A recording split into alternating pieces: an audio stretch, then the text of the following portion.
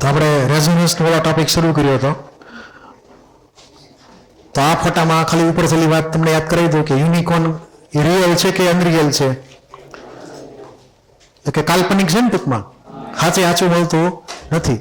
ડ્રેગને આપણને સાચે સાચું જોવા મળતું નથી ક્યાંય, પણ કલ્પનાઓમાં કરીએ કે ઓલા હોલીવુડ મૂવીઝમાં બધું હોય પાછું સાચે સાચું હોય નહીં, પણ આ રિયાલિટી છે. ગેંડો છે એ રિયાલિટી છે, ઉપરના બે રિયાલિટી છે નહીં.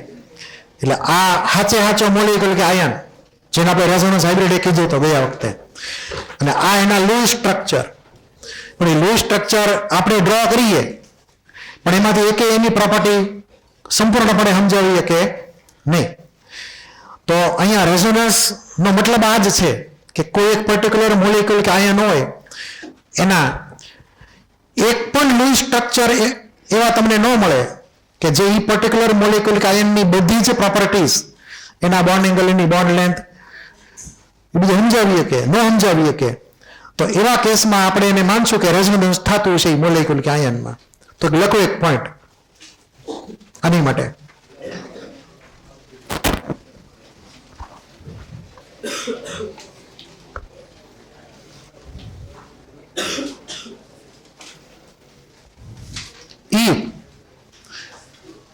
If any of the loose structure, if any of the loose structure,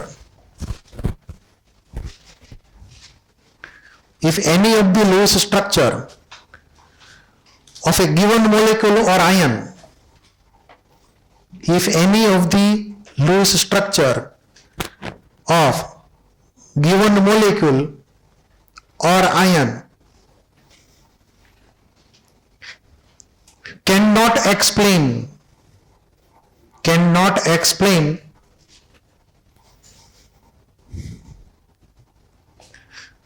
all the parameters, એટલે કે properties ટૂંકમાં, all the parameters, બ્રેકેટમાં bond length, bond angle etcetera, બ્રેકેટમાં બોન્ડ લેન્થ, બોન્ડ એંગલ વગેરે વગેરે, એમ cannot explain all the parameters, બ્રેકેટમાં bond length, bond angle of a molecule or ion,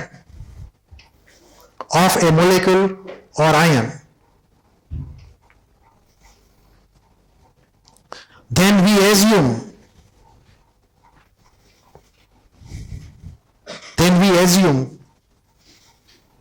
that resonance is present. Then we assume that resonance is present.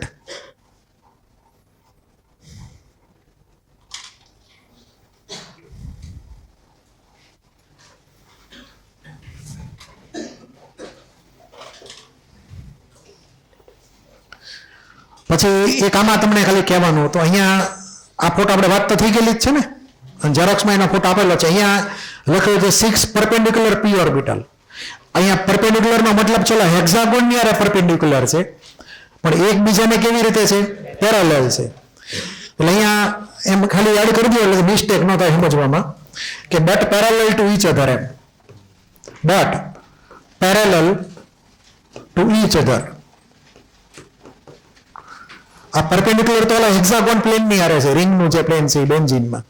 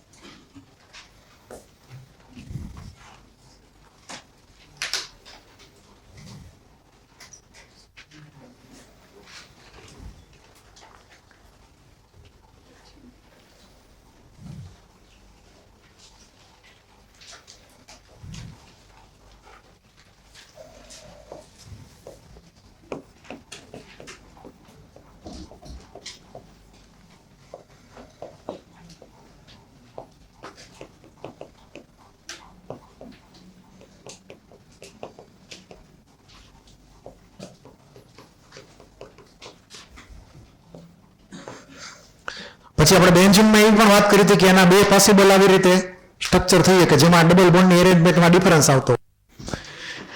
આની સિવાયના પણ બીજા resonance structure છે, પણ આપણે એને ધ્યાનમાં લેવાના નથી. આ બે મેઇન રેઝોનન્સ સ્ટ્રક્ચર કહેવાય બેન્ઝીનના. બેમાંથી એક હોય 100% સાચા નથી કે બેમાંથી એક એ બેન્ઝીનની બધી જ પ્રોપર્ટી આવી કે નહીં કે બેન્ઝીનમાં બધી બોન્ડ લેન્થ સરખી છે, આમાં એવું લાગતું નથી આપણને. ક્લિયર? તો આ બેનો આપણે એવરેજ લઈએ તો આપણને આવી એક રીતે એક ફિગર મળે કે જેમાં આપણે વચ્ચે સર્કલ ડ્રો કરવાનું રહે. અને આ સર્કલનો મતલબ એવો સમજવાનો કે આ જે ટોટલ 3 પાઈ બોન્ડ, અહીંયા જે 3 પાઈ બોન્ડના 6 ઇલેક્ટ્રોન જે છે, 6 પાઈ ઇલેક્ટ્રોન એ કન્ટિન્યુઅસલી મૂવ કરે છે, એક જગ્યાએ ઉભેલા નથી. જેથી કરીને આ કન્ટિન્યુઅસલી મૂવ કરતા હોય તો ઓન એન એવરેજ દરેક કાર્બન ઉપર ઇલેક્ટ્રોન ડેન્સિટી ઇક્વલ રહે, દરેક કાર્બનની ઉપર, જેથી કરીને બધા જ કાર્બન ઇક્વિવેલન્ટ થઈ જાય. તો આવા કેસમાં આ જે 6 પાઈ ઇલેક્ટ્રોન જે છે કે જે કન્ટિન્યુઅસલી મૂવ કરે છે એની માટેનો વર્ડ છે કમ્પ્લીટલી ડિલોકેલાઇઝ, સંપૂર્ણપણે વિસ્થાનીકૃત ગુજરાતીમાં કહીએ તો. એટલે કે પોતાના સ્થાન ઉપરથી એ લોકો સતત ફેરફાર કરે છે, એટલે કે કમ્પ્લીટલી ડિલોકેલાઇઝ છે, સંપૂર્ણપણે વિસ્થાનીકૃત છે. તો આપણે એક રેઝોનન્સ સમજવા માટેનો એક શબ્દ થઈ ગયો. એટલે જ્યારે તમને લખેલું આવે કે ડિલોકેલાઇઝ ઇલેક્ટ્રોન છે પાઈ ઇલેક્ટ્રોન, તો ઇનડાયરેક્ટલી રેઝોનન્સ સમજવાનો હોય પછી વખતે. અહીંયા આ સર્કલનો મતલબ સમજવાનો 6 પાઈ ઇલેક્ટ્રોન, જે તમને ઓર્ગેનિકમાં આગળ ડિટેલમાં બધી સાહેબ કહે છે એ પ્રમાણે. એટલે આવી રીતના જ્યારે કોઈ રિંગ બનતી હોય, રિંગમાં આવી રીતે કોઈ 6 પાઈ ઇલેક્ટ્રોન આવતા હોય તો આપણે એને સમજશું કે ભાઈ એરોમેટિક કેરેક્ટર આવી ગયું. કયું કેરેક્ટર આવી ગયું? Aromatic character. તમારે આનો આખો ડિટેલમાં ટોપિક આવશે અલગથી ભણવાનો.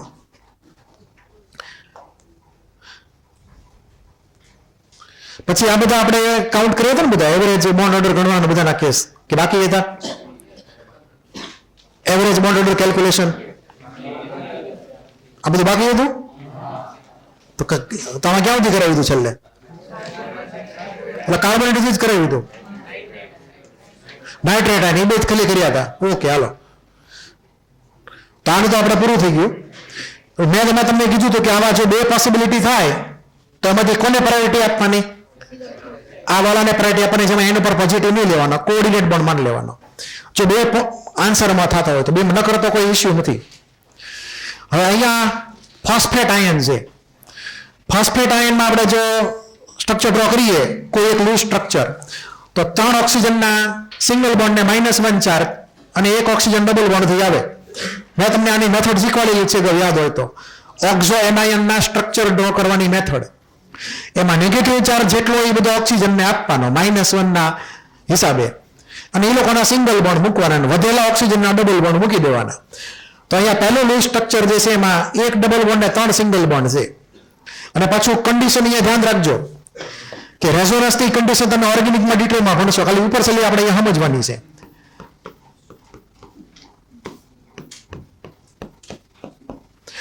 અહીંયા લોન પેર છે, લોન પેર, પછી સિંગલ બોન્ડ, પછી અહીંયા પાઈ બોન્ડ.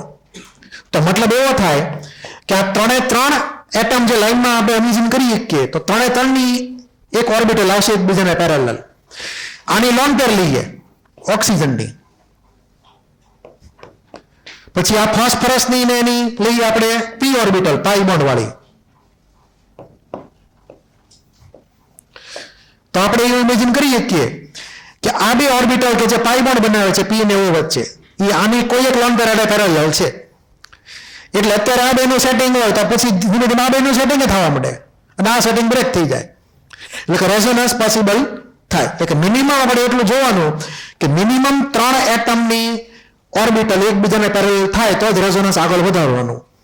તો અહીંયા આપણને 3 ઓર્બિટલ મળી ગઈ, આની પાઈ બોન્ડ વાળી ને આની લોન પેર વાળી. તો અહીંયા રેઝોનન્સ થશે. એવું તમે દરેક ઓક્સિજન માટે ઇમેજિન કરી શકો આમાં.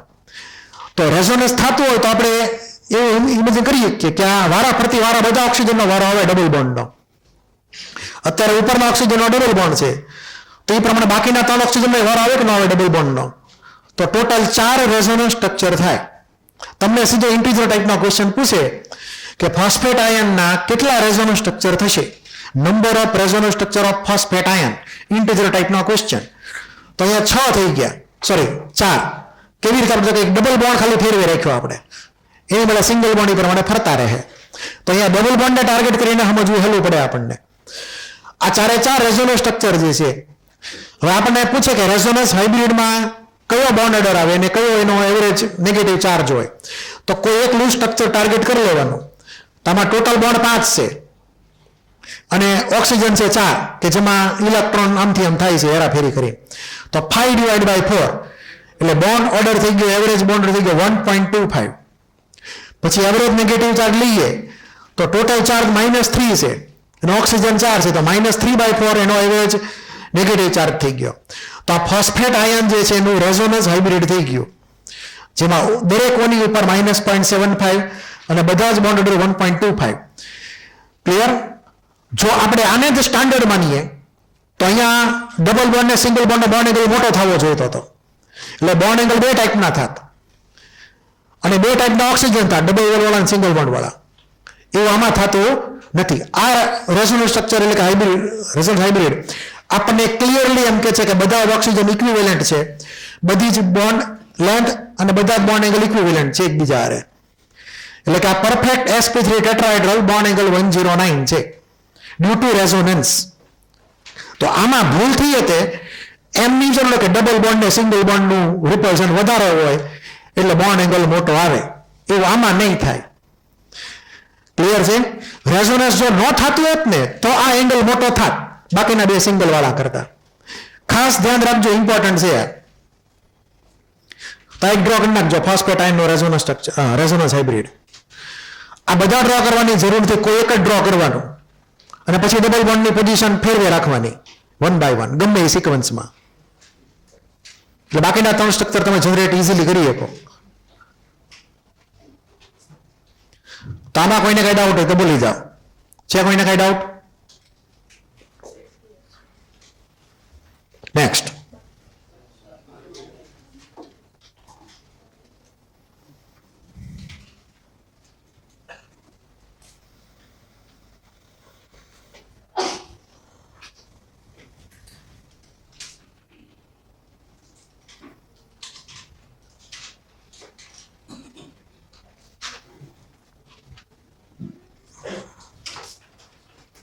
નેક્સ્ટ. હવે આપણે જે વાત કરી હતી એની જેવો જ કેસ છે, પણ થોડોક ડિફરન્સ કરી શકાય. આ પરક્લોરેટ આયન છે ClO4 -1, તો એક જ ઓક્સિજન નેગેટિવ ચાર્જ અને એનો સિંગલ બોન્ડ, બાકી બધાના ડબલ બોન્ડ. તો આમાં આપણે રેઝોનન્સ સ્ટ્રક્ચરમાં શું ઇમેજિન કરવાનું, બોલો, ડ્રો કરવા હોય તો બોલો. સિંગલ બોન્ડ એને ફેરવે રાખવાનો, બાકીના બધાના ડબલ બોન્ડ. અત્યારે આનો વાળો સિંગલ બોન્ડ, પછી એ પ્રમાણે બાકીના 3ના વારા ફરતી વાળા લઈ લેવાના, એટલે આપણે ટોટલ 4 સ્ટ્રક્ચર મળે રેઝોનન્સના. તો પરક્લોરેટ આયનના 4 રેઝોનન્સ સ્ટ્રક્ચર થાય. હવે અહીંયા ધ્યાન આપજો, ઇમ્પોર્ટન્ટ છે. આ જે નેગેટિવ ચાર્જ હતો એ આ ફર્સ્ટ સ્ટ્રક્ચરમાં ઉપરના પહેલા ઓક્સિજન ઉપર હતો, પછી એ પ્રમાણે વારા ફરતી વારા બધા ઓક્સિજન ઉપર આંટો મારી આવે જઈને. ક્લિયર? એટલે કે નેગેટિવ ચાર્જ જે હતો એ વિખેરાઈ ગયો અલગ અલગ ઓક્સિજન એટમ ઉપર, ડિસ્પર્સ થયો. શું થયો? નેગેટિવ ચાર્જ ડિસ્પર્સ થયો, વિખેરાઈ ગયો. તો નેગેટિવ ચાર્જ જેમ વધારે ડિસ્પર્સ થાય, વધારે સંખ્યાના એટમ ઉપર ડિસ્પર્સ થાય તો એની સ્ટેબિલિટી વધે. ક્લિયર? એટલે અહીંયા વધારે ડિસ્પર્ઝન ઓફ નેગેટિવ ચાર્જ થયું, જેથી કરીને એની સ્ટેબિલિટી વધી ગઈ, ખૂબ વધારે પડતી. તો ClO4 -1 ની સ્ટેબિલિટી વધેલી છે, એનું કારણ એનો નેગેટિવ ચાર્જ ટોટલ 4 ઓક્સિજન ઉપર વિખેરાય છે, ડિસ્પર્સ થાય છે. એટલે આપણને આ ટાઈપનું એક પ્રકારનું રેઝોનન્સ હાઇબ્રિડ આપણને મળે.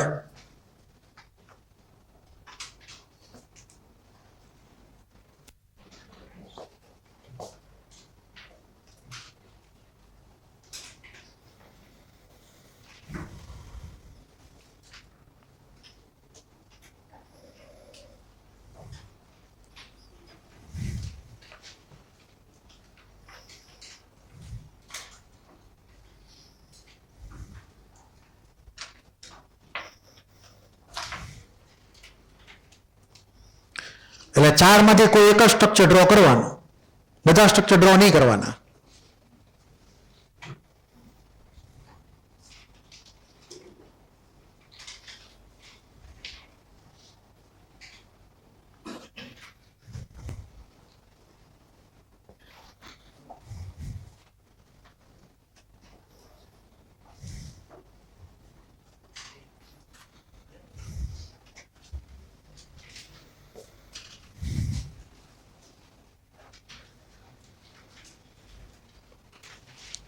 લખાઈ ગયું?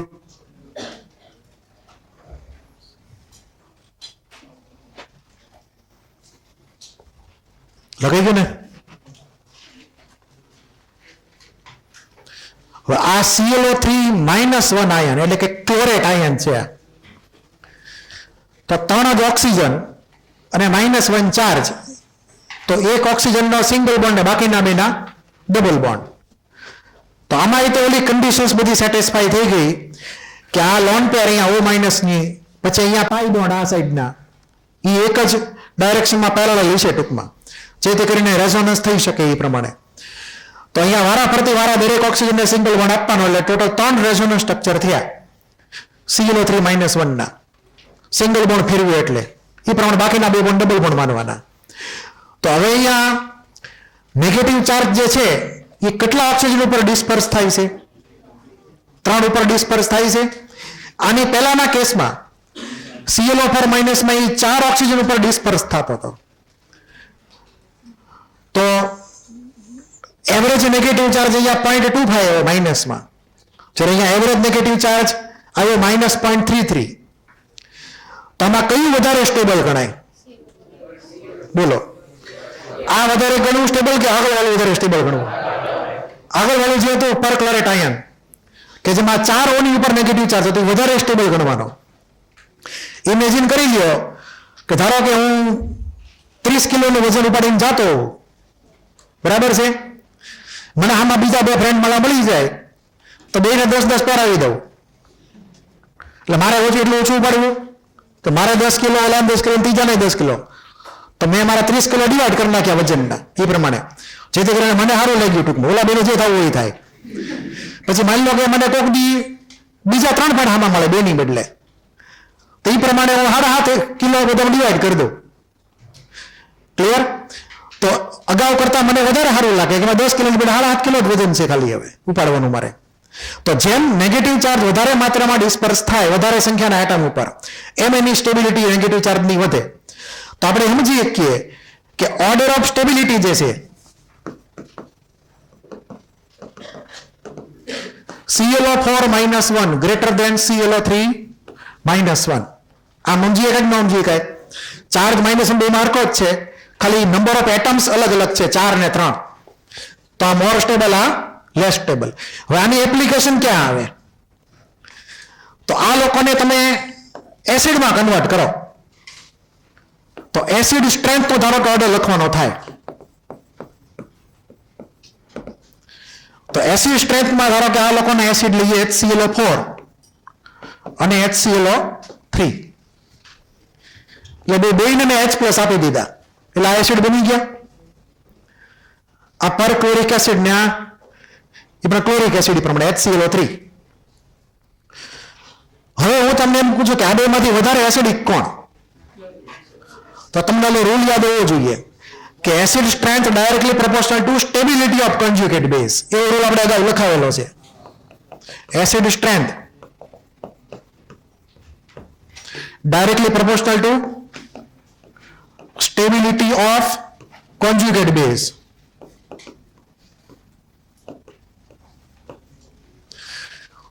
તો અહીંયા આ લોકોના કોન્જ્યુગેટ બેઝ નો મતલબ હું H+ દૂર થયા પછી જે મળે, એટલે કોઈ એક એસિડ HA હોય એમાંથી H+ કાઢ્યા પછી જે વધે એનાયન A- એને કોન્જ્યુગેટ બેઝ કહેવાય. તો HClO4 નો કોન્જ્યુગેટ બેઝ કોણ થયો? ClO4- અને HClO3 નો કોન્જ્યુગેટ બેઝ થઈ ગયો ClO3-. આપણે બેની સ્ટેબિલિટીને કમ્પેર કરી નાખીએ તો આપણને આની એસિડ સ્ટ્રેન્થ ઓર્ડર ખબર પડી જાય. તો આ મોર સ્ટેબલ છે કેમ કે 4 ઓક્સિજન ઉપર નેગેટિવ ચાર્જ છે, તો એનો એસિડ કેવો થઈ ગયો? સ્ટ્રોંગર. તો એસિડ સ્ટ્રેન્થમાં HClO4 વટી જાય HClO3 ને.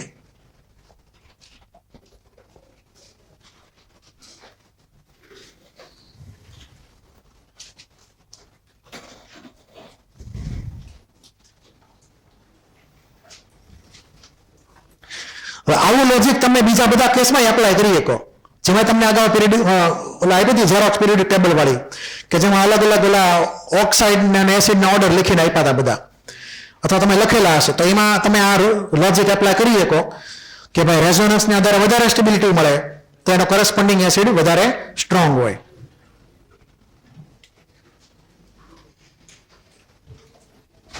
તો આમાં કોઈને કઈ ડાઉટ? એટલે તમને જ્યારે પણ એસિડ સ્ટ્રેન્થ કમ્પેરિઝન કરવાની આવે તો આપણે કોન્જ્યુગેટ બેઝની સ્ટેબિલિટી કમ્પેર કરવાની રહે. એમાં પછી અલગ અલગ લોજિક લાગતા વળગતા એપ્લાય કરવાના જે લાગુ પડતું હોય. અત્યારે રેઝોનન્સમાં મેં તમને એ પણ એક્ઝામ્પલ કીધું, બાકી એક્ઝામ્પલ તો અનલિમિટેડ છે આના એ પ્રમાણે. હવે આ જે છે એ સલ્ફાઇટ આયન SO3 2-,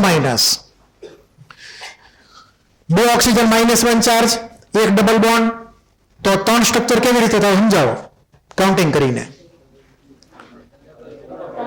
ડબલ બોન્ડ ને ફેરવવાના, ખાલી એક જ ડબલ બોન્ડ છે એટલે વારાફરતી બધાના ચાન્સ લેવાના, તો 3 સ્ટ્રક્ચર થઈ ગયા સલ્ફાઇટ આયનના. તમને આ નંબરે પૂછીએ કે કેટલા રેઝોનન્સ સ્ટ્રક્ચર થાય. આવા પ્રશ્નો ઓર્ગેનિકમાં વધારે પૂછાય છે, પણ તમને આ ક્લિયર અહીંયા થવું જોઈએ પહેલા કે આ 3 સ્ટ્રક્ચર રેઝોનન્સ થઈ શકે એના. પછી આપણે એનું રેઝોનન્સ હાઇબ્રિડ લઈએ એ પ્રમાણે. તો અહીંયા -2/3 એનો ચાર્જ થઈ ગયો એવરેજ નેગેટિવ, અને 4/3 એનો બોન્ડ ઓર્ડર થઈ ગયો 1.33. તો અહીંયા સલ્ફેટ આયનના ટોટલ 3 રેઝોનન્સ સ્ટ્રક્ચર થયા. તો આમાં કોઈને કઈ ડાઉટ?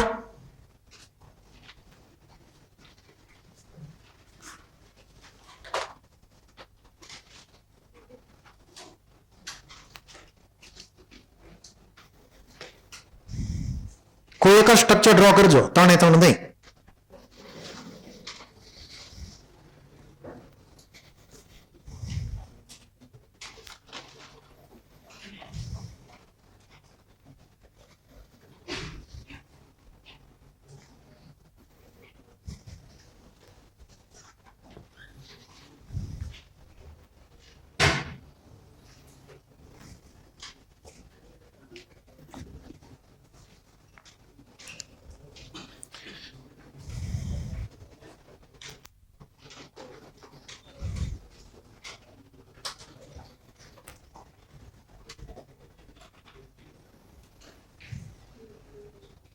હલો, લખાઈ ગયું?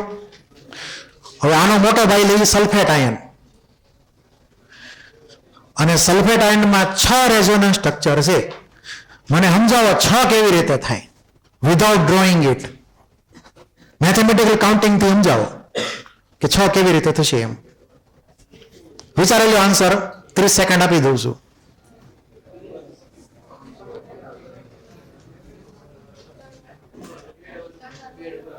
બોલો. Okay, very good. અહીંયા 4 ઓક્સિજન નંબર આપી દેવાના 1 2 3 4.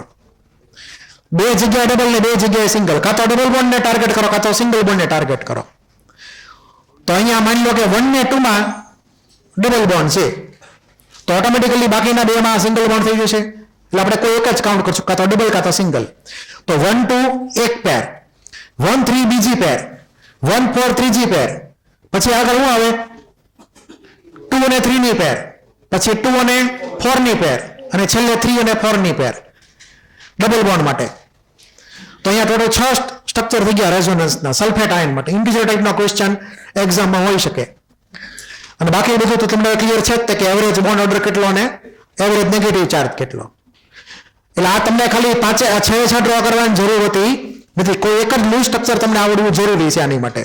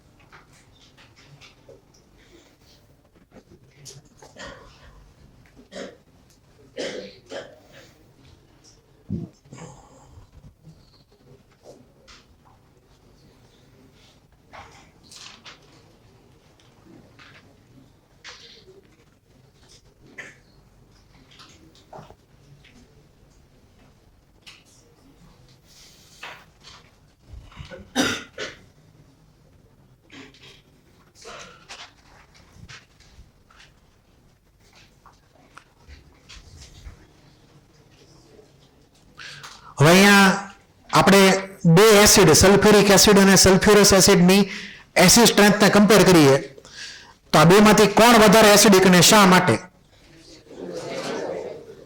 H2SO4 મોર એસિડિક. તો એનું રીઝન આપણે રેઝોનન્સ ઉપરથી આપવું હોય કેવી રીતે આપવાનું? તો પહેલા આપણે બે H+ રિમૂવ કરી નાખીએ તો સલ્ફેટ આયન ને સલ્ફેટ આયન બનાવી નાખીએ એ પ્રમાણે. તો આમાંથી બે H+ કાઢી નાખવું તો વધે સલ્ફેટ આયન. આમાંથી તો બે H+ કાઢી નાખવું ધારો કે તો વધે સલ્ફાઇટ SO3 2- આયન. SO4 વાળામાં -2 ચાર્જ 4 ઓક્સિજન ઉપર ડિવાઈડ થશે, જ્યારે SO3 2- માં -2 ચાર્જ 3 અણુ ઉપર ડિવાઈડ થશે. તો જેમ ઓછો નેગેટિવ ચાર્જ આવે ઓની ઉપર એમ વધારે સ્ટેબલ ગણાય. તો આ મોર સ્ટેબલ થઈ ગયો કમ્પેરિઝનમાં અને આ લેસ સ્ટેબલ થયો. તો મતલબ એવો થયો કે સલ્ફ્યુરિક એસિડ જે છે એ વધારે એસિડિક થયો સલ્ફ્યુરસ એસિડ કરતા રેઝોનન્સને આધારે.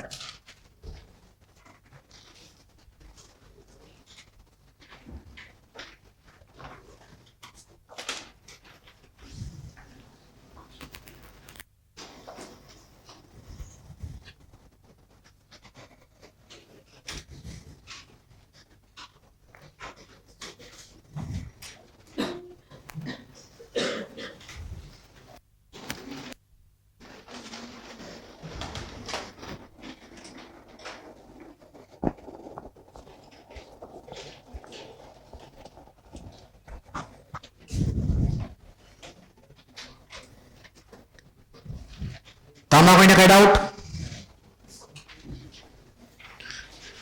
હવે કેટલાક સ્ટ્રક્ચરની વાત શરૂ કરીએ. તમને ઓર્ગેનિકમાં અલગ અલગ સ્ટ્રક્ચર આપેલા હોય અને એમાંથી આપણે નક્કી કરીએ કે કોણ વધારે સ્ટેબલ. આ ખાલી બધા બેઝિક એક્ઝામ્પલ છે. ઓર્ગેનિકમાં તમને આનાથી વધારે અઘરા એક્ઝામ્પલ આવશે અલગ અલગ રૂલ્સને આધારે. એટલે ખાલી આ ટ્રેલર જ સમજજો.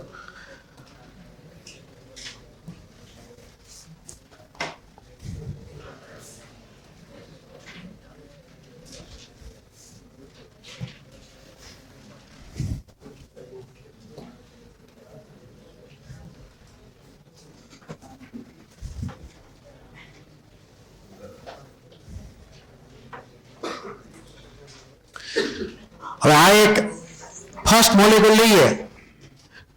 આ તમારા બોન્ડ લાઇન ઇન્ટ્રોડક્શન બધાને હાલી ગયું છે IUPAC માં, એટલે થોડુંક તમને ખ્યાલ હશે જ તે કે આ CH2 છે, પછી આ CH, પછી CH અને પછી CH2. એટલે ઓલ્ટરનેટ ઝિગઝેગમાં આપણે બોન્ડ લાઇન નોટેશનથી મોલેક્યુલ લખેલો છે. હવે આ ચારે ચાર કાર્બન જે છે એ બધા sp2 વાળા જ છે અહીંયા. તો આ કાર્બન sp2, નીચેનો કાર્બન sp2. તો sp2 કાર્બન હોય બે વચ્ચે વાળા, તો ઓવરઓલ ચારે ચાર કાર્બન એક પ્લેનમાં થયા કે ન થયા? ત્યારે એક પ્લેનમાં. પ્લસ એના હાઇડ્રોજન એક પ્લેનમાં થયા કે ન થયા? કેમ કે દરેક કાર્બન પાછો sp2 છે પહેલા છેલ્લે વાળો. એટલે આખો મોલેક્યુલ કેવો થઈ ગયો? પ્લેનર. પ્લસ બીજું કે આ ચારે ચાર કાર્બનની જે p ઓર્બિટલ છે એ એકબીજાને પેરેલલ છે. તો આપણે અહીંયા ઇમેજ આવું કરી શકીએ અહીંયા કે આવી રીતે માની અહીંયા બોન્ડ તો બે કાર્બનની p ઓર્બિટલ કે જે પાઈ બોન્ડિંગમાં ઇન્વોલ્વ છે અત્યારે, અને આ બે કાર્બનની p ઓર્બિટલ. આ ચારે ચાર p ઓર્બિટલ એકબીજાને પેરેલલ છે. ખાલી ફેર એટલો છે કે અત્યારે સેટિંગ જે છે એ આ બેનું થયું છે. આ સેટિંગ વિખાઈ શકે કેમ કે પેરેલલ છે એટલે. તો અત્યારે આ જે ફોટો જે છે આની મેચ થઈ ગયો અને ઓર્બિટલ બધી પેરેલલ થઈ ગઈ અનહાઇબ્રિડાઇઝ ઓર્બિટલ જેટલી હતી.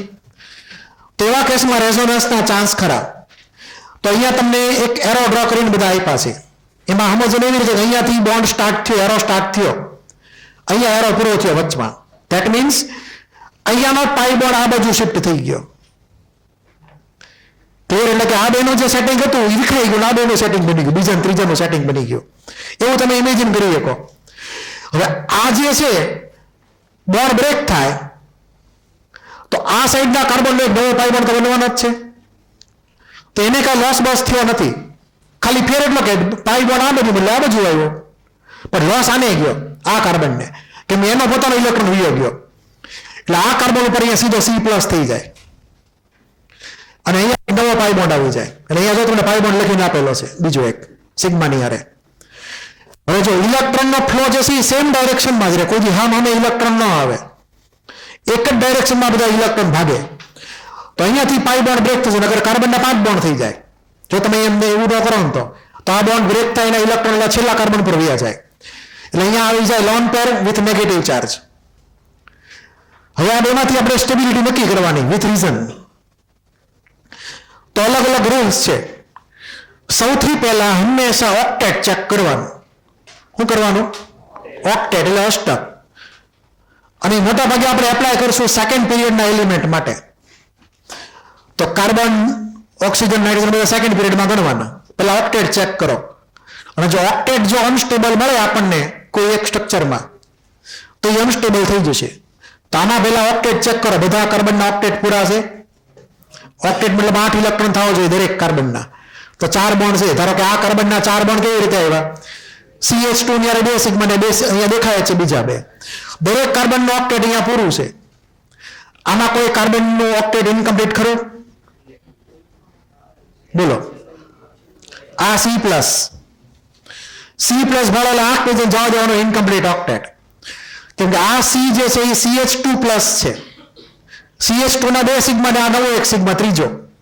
3 જ સિગ્મા બોન્ડ, 0 લોન પેર, 6 જ ઇલેક્ટ્રોન થયા. તો અહીંયા C+ ઉપર શું થઈ ગયું? ઇનકમ્પ્લીટ ઓક્ટેટ. એવું આમાં છે નહીં.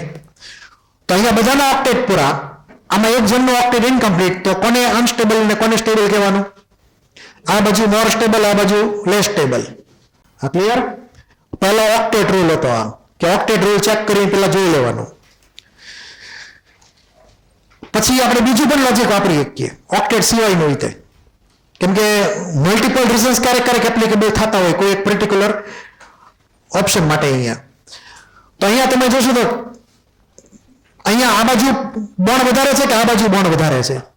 ટોટલ બોન્ડ અહીંયા બોન્ડ વધારે છે, એક એક્સ્ટ્રા પાઈ બોન્ડ છે, આમાં એક જ પાઈ બોન્ડ છે. તો જનરલ રૂલ એવો છે કે જેમાં વધારે બોન્ડ હોય ને મોર સ્ટેબલ હોય. જનરલ રૂલ તરીકે મોર બોન્ડ્સ મોર સ્ટેબલ. ક્લિયર? એટલું એટલે આપણે એ પ્રમાણે સીધું કહી શકીએ. ઓક્ટેટ જો ચેક ન કરવાનું થાય ને તો એ પ્રમાણે પહેલા તો ઓક્ટેટ જ ચેક કરવાનું અને એ જ તમને ફટાફટ આન્સર આપશે. આ તો ખાલી એક્સ્ટ્રા પોસિબિલિટીઝ થઈ બધી. તો અહીંયા વધારે બોન્ડ, અહીંયા ઓછા બોન્ડ, એ પ્રમાણે મોર સ્ટેબલ, લેસ સ્ટેબલ. હજી એક લોજિક છે. અહીંયા કોઈ જગ્યાએ ચાર્જનું સેપરેશન નથી કરેલું. એટલે કે પ્લસ માઇનસ ને આપણે અલગ નથી પાડેલા. ડિવોર્સ કરાવવાના હોય કોઈ કપલ વચ્ચે તો એ ખર્ચો થાય કે ન થાય? તો આપણે શું કર્યું? પ્લસ માઇનસ ને અલગ પાડ્યા. તો ડિવોર્સ કરાવ્યા કે ન કરાવ્યા? પહેલા ભેગા હતા, હવે અલગ થઈ ગયા પાછા. તો ખર્ચો થયો છે કે નહીં થયો? કોર્ટનો, વકીલનો બધાનો ખર્ચો થયો છે ને. તો આપણે એને ખર્ચો આપ્યો છે, આપણે એને એનર્જી આપીએ છીએ પ્લસ માઇનસ ને અલગ કરવા હાટું. એને કહેવાય સેપરેશન ઓફ ચાર્જ, વીજભારનું અલગીકરણ. એવું આમાં છે ક્યાંય નથી. આમાં તો આમાં કપલના ડિવોર્સનો ખર્ચો થયો, આમાં એવો કઈ ખર્ચો બળતો છે નહીં. તો જેમાં એનર્જી વધે એની સ્ટેબિલિટી ઘટે. તો આ લેસ સ્ટેબલ, આ મોર સ્ટેબલ. અથવા એનર્જી વાઇઝ જોઈએ તો આ મોર એનર્જી, આ લેસ એનર્જી. એટલે મેં તમને 3 લોજિક કીધા. પહેલું ઓક્ટેટ વાળું, પછી મોર નંબર ઓફ બોન્ડ્સ વાળું, અને ત્રીજું સેપરેશન ઓફ ચાર્જ. નો એમાંથી પ્લસ માઇનસ છૂટા પાડવાના તો પણ અનસ્ટેબિલિટી આવે. અને આરે બોન્ડ ઓછો થાય એ વખતે. તો અહીંયા બોન્ડ ઓછો થઈ ગયો અને કપલના ડિવોર્સ થઈ ગયા, એમ સમજવાનું. તો આ પહેલું તમને ક્લિયર બધાને? કોઈને કઈ ડાઉટ? હવે બીજું એક્ઝામ્પલ જુઓ. તો આ બીજું એક્ઝામ્પલમાં અહીંયા C ની ઉપર નેગેટિવ ચાર્જ મૂકેલો છે અને માથે એક લોન પેર દર્શાવેલી છે. C માઇનસ હોય તો તમારે ડિફોલ્ટ લોન પેર સમજવાની જ તે, લખ્યું હોય કે ન લખ્યું હોય. લખવી જરૂરી નથી, પણ અહીંયા લખીને આપેલી છે, પણ એક્ઝામમાં લખેલી હોય જરૂરી નથી. પછી અહીંયા CH ડબલ બોન્ડ ઓક્સિજન છે. તો આ એક ટાઈપનું આલ્ડિહાઇડ ગ્રુપ થઈ ગયું એક પ્રકારનું. તો હવે આની અંદર આપણે ઇલેક્ટ્રોનની તમને મૂવમેન્ટ કરીને આપેલી છે. આ લોન પેર, સિંગલ બોન્ડ ને ડબલ બોન્ડ 3 p ઓર્બિટલ લાઈનમાં આવી જશે એટલે રેઝોનન્સ થશે. તો અહીંયા ડબલ બોન્ડ નવો ક્રિએટ થયો, નેગેટિવ ચાર્જ અહીંયાથી ઓની ઉપર વયો ગયો, બોન્ડ તૂટ્યો એટલે. તો અહીંયા જે નેગેટિવ ચાર્જ આવ્યો એ ઓની ઉપર છે, અહીંયા નેગેટિવ ચાર્જ કાર્બનની ઉપર છે. પહેલા ઓક્ટેટ ચેક કરો, ઓક્ટેટનો કઈ ઇસ્યુ છે કોઈ કેમાં, કે બધાના ઓક્ટેટ પૂરા છે, ચેક કરો.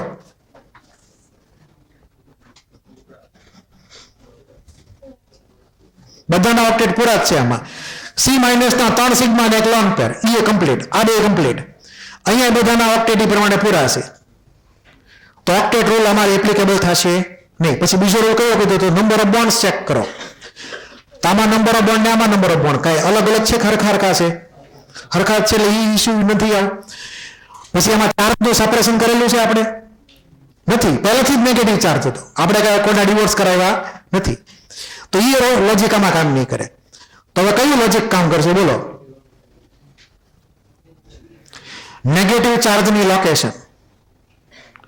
એ નેગેટિવ ચાર્જ કોની ઉપર છે? Carbon 2.5 electronegativity, oxygen 3.5. બેમાંથી કોણ વધારે સારી રીતે સાચવે કે નેગેટિવ ચાર્જને? ઓક્સિજન ને નેગેટિવ ચાર્જ બહુ ગમે એટલે એને એ પોતાને રાખી મૂકશે, એને ભાગવા દે નહીં, અને નેગેટિવ ચાર્જને વધારે સ્ટેબિલાઇઝ કરશે ડ્યુ ટુ મોર ઇલેક્ટ્રોનેગેટિવિટી. કાર્બનની તેવડવારની વાત છે, કેમ કે 2.5 જ છે કાર્બન ઇલેક્ટ્રોનેગેટિવિટીમાં. એટલે કાર્બન ઉપરનો નેગેટિવ ચાર્જ અનસ્ટેબલ બને ઓની ઉપરના નેગેટિવ ચાર્જ કરતા. તો આ મોર સ્ટેબલ થઈ ગયો, આ લેસ સ્ટેબલ થઈ ગયો. તો અહીંયા નવું રીઝન પાછું આવ્યું જે ઉપરના 3 કરતા અલગ હતું.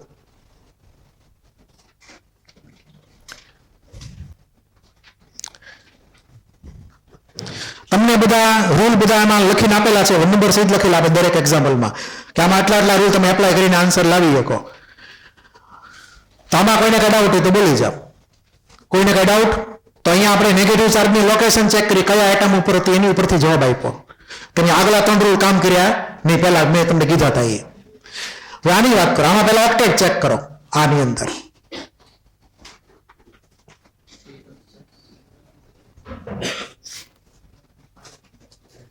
સી પ્લસ દેખાણો, 8 નીચે માની લેવાનું ઇનકમ્પ્લીટ ઓક્ટેટ. પણ અહીંયા O પ્લસ છે તો એ ઓક્ટેટ કમ્પ્લીટ કે ઇનકમ્પ્લીટ ચેક કરો.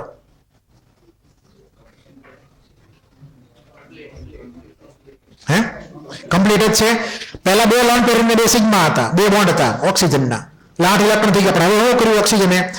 ઓલા સી પ્લસ નું ઓક્ટેટ પૂરું કરવા માટે પોતાની લોન પેર આપી. એટલે ઇમેજિન કરો બેક બોન્ડિંગ જેવો કેસ. બેક બોન્ડિંગ એ રેઝોનન્સનો સબસેટ જ છે એક પ્રકારનો, પણ એમાં અમુક કન્ડિશન્સ થોડી અલગ પડતી હોય.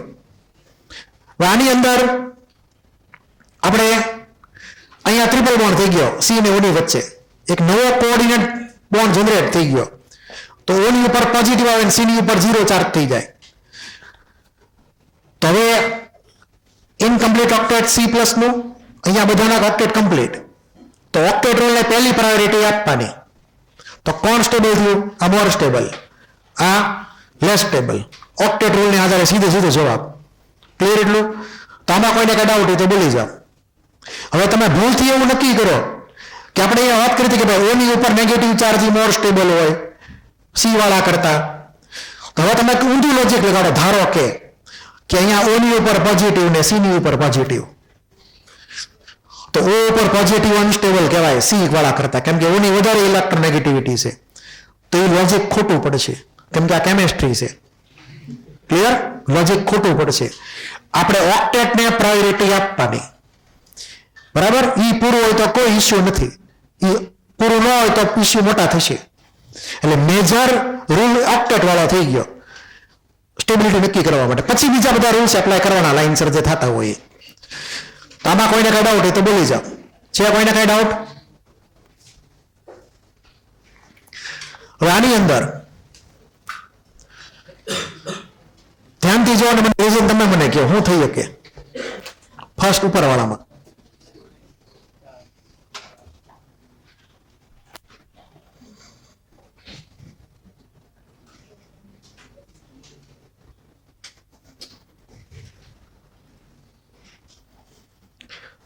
હાવ નવું જ રીઝન છે જે અગાઉ નથી એવું.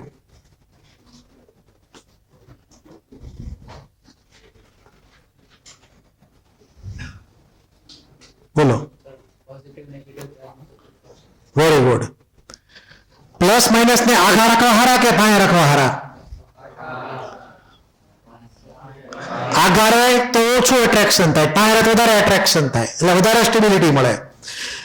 તો તારે આ એન ઉપર પ્લસ અને આ સી ઉપર માઇનસ આઘા આઘા છે, એની બધા પાયા પાયા આવી ગયા બાજુ બાજુમાં, તો એકબીજાને સ્ટેબિલાઇઝ કરે કે ન કરે?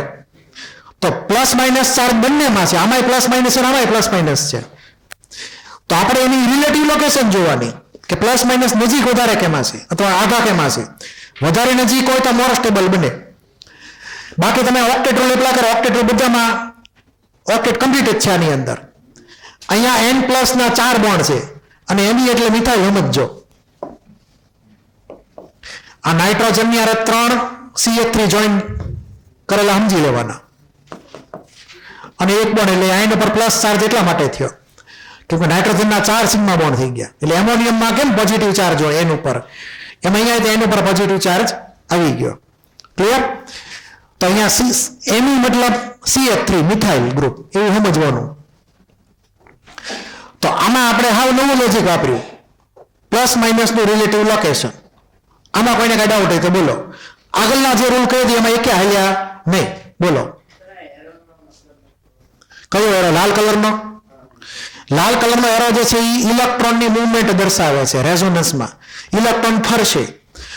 તો અત્યારે આ લોન પર જે છે અહીંયા સીની ઉપરની એ એરો ડાયરેક્શન ચેક કરતો ક્યાંથી ક્યાં ગયો, તો કે અહીંયા લોન પરથી શરૂ થઈને આ કાર્બન ઉપર પૂરો થયો વચ્ચેના બોન્ડમાં. તો આ લોન પેરનો ઉપયોગ બોન્ડ ફોર્મેશનમાં થયો.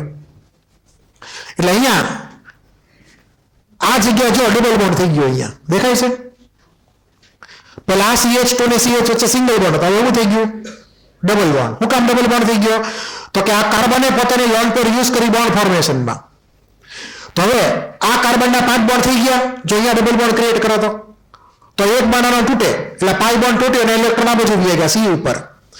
તો અહીંયા આ બે સી વચ્ચે સિંગલ બોન્ડ થઈ ગયો ડબલ ની બદલે, અને અહીંયા આવી ગયો નેગેટિવ ચાર્જ કાર્બન ઉપર. એટલું ક્લિયર? એટલે આ એરોની પ્રેક્ટિસ થોડીક વધારે તમે ઓર્ગેનિકમાં તમારે કરવાની થાય ડિટેલમાં. ક્લિયર? બાકી આપણે ઇનઓર્ગેનિકમાં તો ખાલી બેસિક રૂલ્સ જ ખાલી અહીંયા ભણવાના આવે છે. બાકી તમે ઓર્ગેનિકમાં આ બધી બહુ પ્રેક્ટિસ સરખી રીતે કરશો. કે મેં તમને કીધું એમ આપણે ખાલી ટ્રેલર જોવાનું છે, મૂવી આખું જોવાનું છે નહીં. એટલે તમને એને આ ઝેરોક્સમાં બધા એરો કરીને આપેલા છે, સમજવા પ્રયત્ન કરવાનો. પણ એરોનો મતલબ તમને ક્લિયર ને કે ઇલેક્ટ્રોન મૂવ થયા આખે આખા. એટલે લોન પેરનો ઉપયોગ બોન્ડ ફોર્મેશનમાં કરી શકાય આપણે આવી રીતે રેઝોનન્સની અંદર. સમજાઈ ગયું? કોઈને કઈ ડાઉટ? હવે મને આ બેનું રીઝન કહો. હવે અહીંયા લખ્યું છે મોર સ્ટેબલ લેસ સ્ટેબલ, શું રીઝન હોઈ શકે? પહેલા ઓક્ટેટ ચેક કરી લેવાનું, પછી બીજી બધી વાત કરવાની.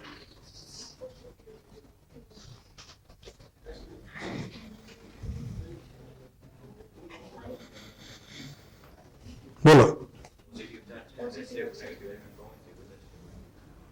ઓકે બોલો.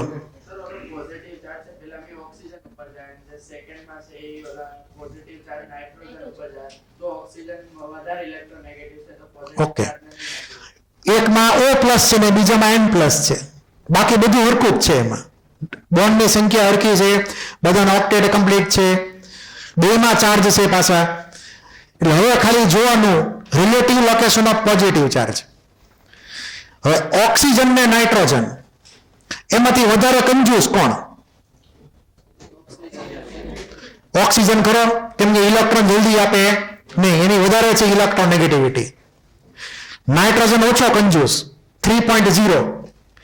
એટલે નાઇટ્રોજન આગળ કોઈક લોન પર માંગવા આવે તો ફટાફટ નાઇટ્રોજન આપી દે વગર વિચારે. ઓક્સિજન થોડોક વિચાર કરે કે લોન પેર આપી કે ન આપી, ભલે 2 લોન પેર રહી પણ છે કંજૂસ. એટલે નાઇટ્રોજન આગળ એક જ લોન પેર છે પણ છે દાનવીર પાછો. એટલે એ નાઇટ્રોજન વિચાર કરે નહીં લોન પેર આપવામાં, ફટાફટ આપી દે. ઓક્સિજન થોડોક વિચાર કરે. એટલે જે વધારે સરળતાથી લોન પેર આપી શકે તો એની ઉપર તમે પોઝિટિવ ચાર્જ મૂકો તો એ વધારે સ્ટેબિલાઇઝ થઈ ગયેલું હોય કમ્પેર ટુ ઓક્સિજન કે જે મોર ઇલેક્ટ્રોનેગેટિવ છે. આપણે એ વાત કરી હતી કે ઓક્સિજનમાં મોર નેગેટિવ ચાર્જ વધારે સ્ટેબિલાઇઝ થાય. તો ઊંધું N પ્લસ અને O પ્લસમાં N plus more stable. Clear? કેમ કે પોઝિટિવ ચાર્જ ઉલટાનો ડિસ્ટેબિલાઇઝ કરે ઓક્સિજનને ઇનડાયરેક્ટલી N પ્લસ ની રિસ્પેક્ટમાં. ઓવરઓલ ઓક્ટેટ તો એના પૂરા છે જ તે, તો આમાં આ લોજિક આપણે વાપર્યું કે જેમાં n પ્લસ અને o પ્લસ ની રિલેટિવ લોકેશન એ પ્રમાણે ચેક કરી. તો આમાં કોઈને કઈ ડાઉટ હોય તો બોલી જાઓ. એક્ઝામમાં તમને આ બધા ફોટા આપેલા છે, ફોટા ઉપરથી નક્કી કરવાનું કયું મોર સ્ટેબલ કયું લેસ સ્ટેબલ. ડ્રો કરવાની રામાયણમાં તમારે તો પડવાનું છે ને, એ બધું ઓર્ગેનિકમાં શાંતિથી કરજો બેઠા બેઠા. એટલે આપણે એવો ટાઈમ નથી કે હું તમને બધું ડ્રો કરીને શીખવાડી શકું, પણ તમને બેઝિક રૂલ્સ ક્લિયર થઈ જવા જોઈએ રેઝોનન્સના. બાકી દાખલા સાહેબ તમને આખું કરાવશે રેઝોનન્સ એનું જે કંઈ હોય. તો આમાં કોઈને કઈ ડાઉટ પહેલા કે નો ડાઉટ? એટલું ક્લિયર? હવે આમાં મને રીઝન કયો હવે, કે ત્રણેયમાં અલગ અલગ રીઝન છે પાસે, એટલે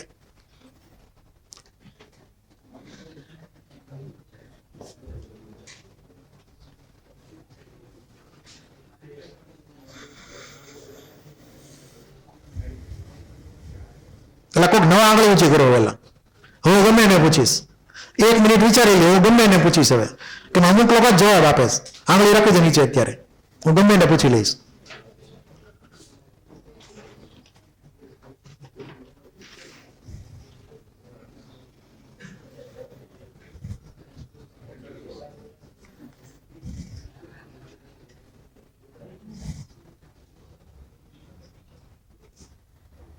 આ સ્થળો ઉપરના બે થઈ ગયેલા છે.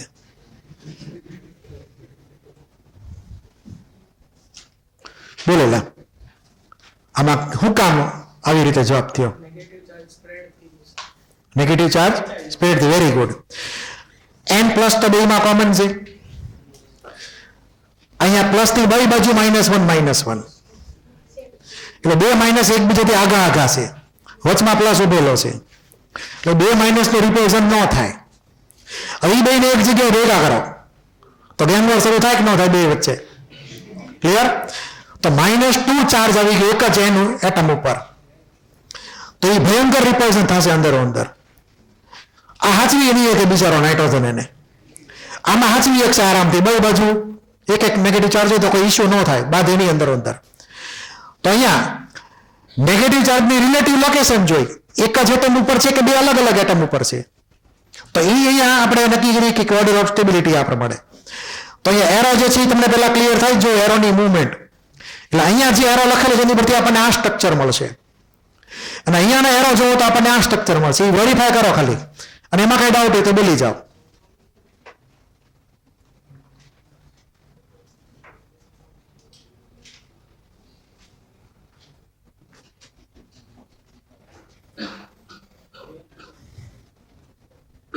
છે કોઈને કઈ ડાઉટ એરોની ડાયરેક્શન બાબતમાં?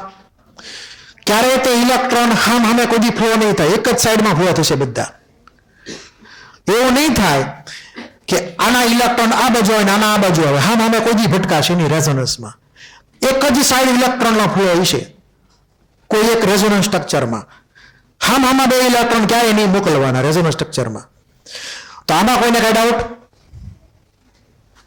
હવે આનું મને રીઝન કયો. હવે તો આવડવું જોઈએ, તો રિપીટ થઈ ગયું છે ભાવ એટલે.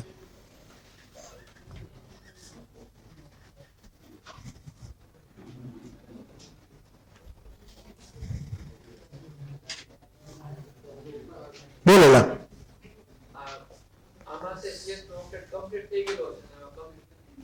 ઓકે, હાલો એક ઓક્ટેટ રૂલમાં બરાબર. ચાલો એની સિવાયનું કોઈ રીઝન કરું? ઓક્ટેટ તો હાલો કન્ફર્મ કે ભાઈ અહીંયા C+ બની ગયેલો, ઓક્ટેટ ઇનકમ્પ્લીટ છે. There are multiple reasons possible. બોલેલા પોઝિટિવ ચાર્જ બે પ્લસ પ્લસ પાસે છે, બે પોઝિટિવ બાજુ બાજુ મૂકો કે બે નેગેટિવ બાજુ બાજુ મૂકો તો બાધક ન બાધે? તો અહીંયા બાંધવાના, એટલે આ અનસ્ટેબલ થયું. બે પોઝિટિવ ચાર્જ પાસે છે એટલે. ઓકે, હાલો એ પ્રમાણે પણ આન્સર આવી ગયો. હજી એક લોજિક છે, બોલો તમે. હાલો બોન્ડ વધારે માની લીધા. હાલો હજી કોઈ લોજિક એની સિવાય ખરું? બોલો એલા ચાર્જનું સેપરેશન ને કરેલું છે પાછું હારે હારે. એટલે આપણે અલગ અલગ ફેક્ટરથી ચેક કર્યું તો બધામાં આન્સર એક જ આવ્યો. ઓક્ટેટમાં ચેક કર્યું, પછી નંબર ઓફ બોન્ડ્સ ચેક કર્યા, પછી લોકેશન જોઈ ચાર્જની બધીની પાસે છે કાગી આગી છે, બરાબર. અને પછી એલા ચાર્જનું સેપરેશન જોયું. તો અહીંયા જે પાઈ બાર તો એ બ્રેક થઈ ગયો, જેથી કરીને પ્લસ માઇનસ છૂટા પડી ગયા, અને ચાર્જનું સેપરેશન કર્યું કહેવાય. એટલે કે બોન્ડ બ્રેક કર્યો, એમાં ખર્ચો થયો, એ મફતમાં બોન્ડ બ્રેક થયો નથી. એટલે આ બેમાંથી આ લેસ સ્ટેબલ ને ઓલું મોર સ્ટેબલ. કોઈને કાંઈ ડાઉટ હોય તો બોલી જવામાં. એટલે એવું થઈ શકે ખરા કે કોઈ એક પર્ટિક્યુલર ઓર્ડર માટે એક કરતાં વધારે રીઝન હોઈ શકે. આપણને જે આવડે એ ફટાફટ કહી દેવાનું આન્સર એ પ્રમાણે. એકમાં સાચું તો બધામાં સાચું જોઈએ, કોઈ દી ખોટું ન થાય. આમાં બોલો હવે તો આવડવું જ જોઈએ બધાને. આ બોલેલા વચ્ચે આમાં શું રીઝન આવશે? હા તો વચ્ચે ત્યાં આમાં રીઝન શું આવશે?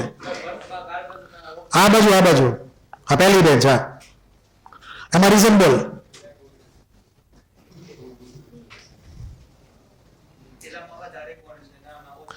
વધારે બોન્ડ ઓછા બોન્ડ. બીજી એનું સિવાય બીજું કોઈ રીઝન?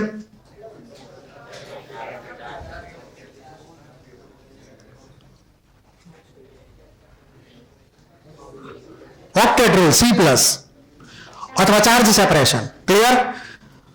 તો હવે તમને એક્ઝામ્પલ પૂછાય તો તમને ફટાફટ આવડવા જોઈએ.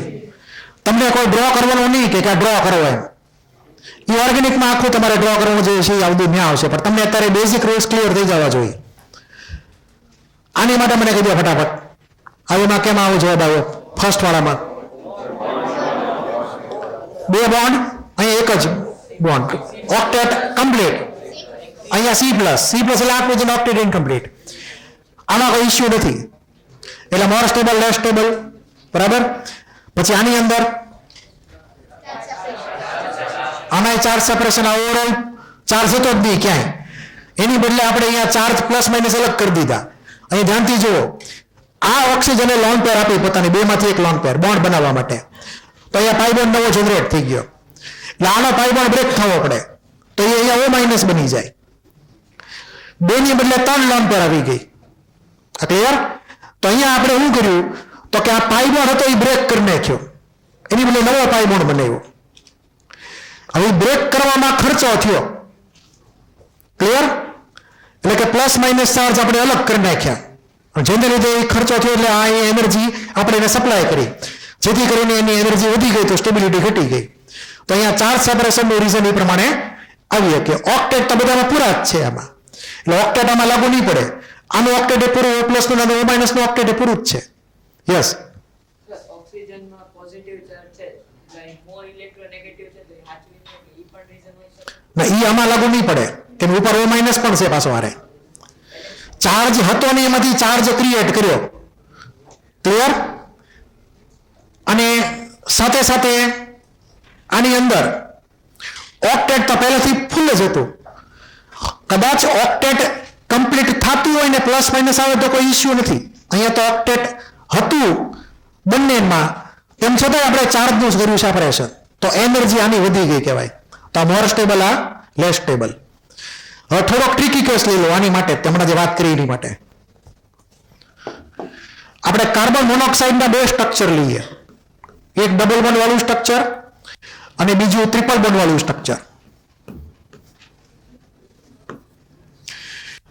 આ જે ફર્સ્ટ સ્ટ્રક્ચર જે છે રેઝોનન્સ સ્ટ્રક્ચર, એમાં C ની ઉપર 1 લોન પેર, O ની ઉપર 2 લોન પેર. આપણે બેક બોન્ડિંગમાં થોડીક વાત કરી હતી, એટલે મેં તમને કીધું કે બેક બોન્ડિંગ ઇનડાયરેક્ટલી રેઝોનન્સનો સબસેટ જ ગણવાનો. તો હવે આની અંદર એક બોન્ડ બની જાય નવો O ને C વચ્ચે, કોઓર્ડિનેટ પાઈ બોન્ડ. એટલે ઓક્ટેટ કાર્બનનું પૂરું થઈ જાય. તો આપણે આ જે ફોર્મ જે છે, આ ફોર્મ, એને બીજા ફોર્મેટમાં લખી શકીએ. C triple bond oxygen. એમાં અહીંયા C ની ઉપર 1 લોન પેર, O ની ઉપર 1 લોન પેર અને 2 ની ઉપર નેગેટિવ ચાર્જ પ્લસ માઇનસ. આ માઇનસ બનશે, આ પ્લસ બનશે. હવે તમે કમ્પેર કરો કે અહીંયા ડબલ બોન્ડ છે, અહીંયા ટ્રિપલ બોન્ડ ને ચાર્જ સેપરેશન છે, પણ એ ડમી ચાર્જ સેપરેશન છે. કેવું છે? ડમી છે, રિયલ નથી. આપણે પ્લસ માઇનસ આપ્યા છે એ એરોની બદલે. હકીકતમાં બોન્ડ ફોર્મેશન જ થયું હતું નવું ઓક્ટેટ પૂરું કરવા હતું. તો તમે ભૂલથી આ પ્લસ માઇનસ ને ચાર્જ સેપરેશન ગણી લ્યો આની જેમ, તો આન્સર ખોટો આવશે. એટલે અહીંયા જે પ્લસ માઇનસ છે એ આના પ્લસ માઇનસ કરતા બિલકુલ ઓપોઝિટ છે. એ તમને મગજમાં ઉતરે છે કે અહીંયા આપણે કોઓર્ડિનેટ બોન્ડને કન્વર્ટ કર્યો પ્લસ માઇનસમાં, ને પાછો બોન્ડ ઓર્ડર વધી ગયો, 2 ની બદલે 3 થઈ ગયો. તો આ 2 માંથી કયું ફોર્મ વધારે સ્ટેબલ ગણવાનું? આ બંને કાઉન્ટ્સ એક જ કરવાના, ખાલી ફોર્મ એનું અલગ અલગ છે. આ મોર સ્ટેબલ, ઉપરવાળું લેસ સ્ટેબલ. તો લેસ સ્ટેબલ શું કામ થયું? કેમ કે ઓક્ટેટ કેવું હતું? ઇનકમ્પ્લીટ હતું. આ કાર્બન આગળ 6 જ ઇલેક્ટ્રોન હતા, હવે 8 ઇલેક્ટ્રોન થઈ ગયા અહીંયા. તો ઓક્ટેટ પહેલા ચેક કરવાનું અને પછી બીજું બધું આગળ જોવાનું. બરાબર? પહેલી પ્રાયોરિટી ઓક્ટેટને દર વખતે આપવાની. તો યાદ રાખજો, કાર્બન મોનોક્સાઇડ CO ની અંદર ટ્રિપલ બોન્ડ છે કાર્બન ને ઓક્સિજનની વચમાં. કોઈને કઈ ડાઉટ હોય તો બોલી જાઓ. છે કોઈને કઈ ડાઉટ?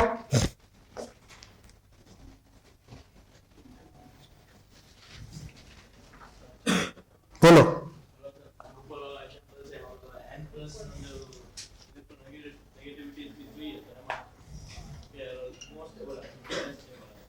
કોણ આ અનસ્ટેબલ આવે છે? પણ મેં તમને કીધું પહેલા ઓક્ટેટ પહેલા એપ્લાય કરવાનો, પછી બીજું બધું આગળ આવે. ઓક્ટેટ જો ઇક્વલ હોય તો આગળ વધવાનું. આનું ઓક્ટેટ જ ઇનકમ્પ્લીટ છે C+ નું.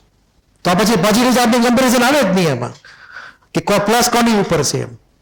સમજી ગયો ને? પહેલા ઓક્ટેટ જો ઇક્વલ હોય તો આગળ વધી બધી વાત. ઓકે, એટલે એવા કેસ હજી આગળ આવશે બીજા એવા જેમાં આમાં નથી આપેલા મેં તમને આની અંદર. હવે આનો જવાબ મને જવાબ કયો?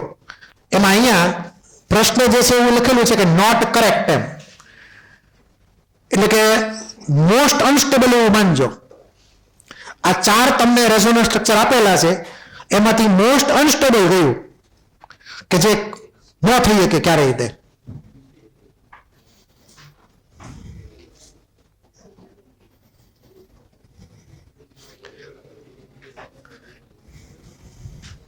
બોલેલા કેવી રીતે? 2 પોઝિટિવ ચાર્જ બાજુ બાજુ મૂકેલા છે. 2 હરખા ચાર્જ ક્યારે બાજુ બાજુ રાખવાના નહીં. અને રાખો તો પછી કન્ડિશન ચેક કરવાની આજુબાજુની કેવી રીતે છે. તો આમાં તો બીજા 3 માંથી એવું કાંઈ છે નહીં. ક્લિયર? તો આ સૌથી અનસ્ટેબલ થઈ ગયું. એટલે આ જે છે મોસ્ટ અનસ્ટેબલ, એટલે કે નોટ પોસિબલ. તો આ પેલા ક્લિયર તમને? હવે પછી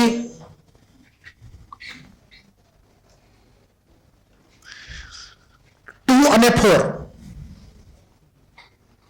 આ 2 અને 4 એ બંને પોસિબલ છે, માની જ લેજો કે બંને પોસિબલ છે, પણ બેમાંથી મોર સ્ટેબલ તમારે નક્કી કરવાનું છે.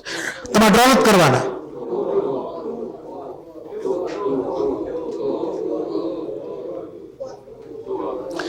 આ જો ને અહીંયા C- છે એ નેગેટિવ ચાર્જ કોની ઉપર છે? O ની ઉપર છે, સોરી C ની ઉપર છે. ને આમાં નેગેટિવ ચાર્જ જો અહીંયા O ની ઉપર આવી ગયો. આ તો કોમન છે બેયમાં. તો નેગેટિવ ચાર્જ કોની ઉપર વધારે સારો લાગે? ઓક્સિજન ની ઉપર. તો મોર સ્ટેબલ છે. અહીંયા ભલે C+ હોય, અહીંયા ભલે C+ હોય, એ તો કોમન છે બેમાં. તો ખાલી આ પોઝિશન જે ચેન્જ થઈ, આ પોઝિશન ટાર્ગેટ કરવાની. ક્લિયર છે? તો 3 અને 4 માં આ 4 જે છે એ મોર સ્ટેબલ થઈ ગયો. બીજું કે આ માઇનસ માઇનસ હાવ બાજુ બાજુ નથી, આગા છે. યાદ કરો 120 નો એંગલ છે અહીંયા, અને વચમાં નાઇટ્રોજન આવી ગયો પ્લસ વાળો, એટલે રિપલ્ઝન નહીં થવા દે બે વચ્ચે. ક્લિયર? એટલે અહીંયા એવું નહીં વિચારતા કે આ બે બાજુ બાજુમાં આવ્યા, એમ નહીં. બાજુ બાજુમાં કોને ગણવાના? હાવ પાયે પાયે જોઈએ, નેક્સ્ટ ટુ એમ જ હોય, જેમ અહીંયા છે એવી રીતે. આને બાજુ બાજુમાં ગણવાના. તો આ તો હાલે જ તે. તો 3 અને 4 માં તમે કીધું એમ 4 મોર સ્ટેબલ. હવે 3 ને લઈએ. તો 3 અને 2 એ બેને કમ્પેર કરો.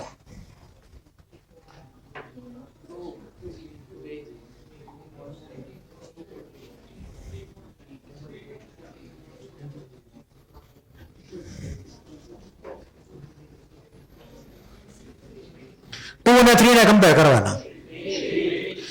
તો 3 વધારે સ્ટેબલ છે, કેમ કે માઇનસ ચાર્જ વધારે પાસે છે પ્લસ ની.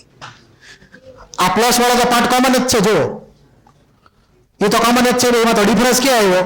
આના લોકેશનમાં ડિફરન્સ આવ્યો. આ પ્લસ માઇનસ હતો એની બદલે અહીંયા પ્લસ માઇનસ થઈ ગયો, અહીંયા પાઈ બોન્ડ બની ગયો. તો માઇનસ ની બાજુમાં પ્લસ આવે તો વધારે સ્ટેબિલાઇઝ થાય. તો માઇનસ ને મળ્યું સ્ટેબિલાઇઝેશન, એટલે કે 3 મોર ધેન 2 થઈ ગયો. ક્લિયર? તો order of stability, complete order of stability. તો ઓર્ડર ઓફ સ્ટેબિલિટી લખવું હોય તો પહેલો નંબર કોને આપશું બધામાં? પહેલો નંબર બધામાં 4, પછી કોણ હે 3, પછી 2 ને છેલ્લે 1. તમને એક્ઝામમાં આના ઓર્ડરે પૂછીએ કે એક્ઝામમાં ક્લિયર. તો આમાં કોઈને કઈ ડાઉટ છે? આ પ્રશ્ન તમને ઓર્ગેનિકના સેક્શનમાં મળી રહે. બેઝિક કન્સેપ્ટ ઓફ ઓર્ગેનિક કેમિસ્ટ્રીનું ચેપ્ટર છે 11th નું. એમાં તમને ઓલી એમટીજીની બુકમાં આ તમને આપેલો છે ક્યાંક ને ક્યાંક, બરાબર.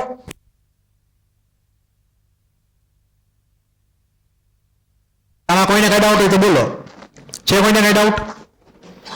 હવે થોડાક એક્સ્ટ્રા ક્વેશ્ચન લખો. ક્વેશ્ચન પહેલો,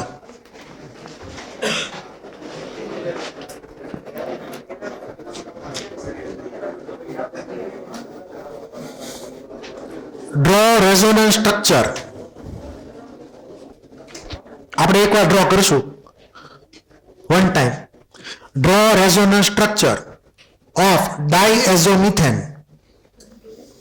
ડ્રો રેઝોનન્સ સ્ટ્રક્ચર ઓફ ડાયએઝોમિથેન.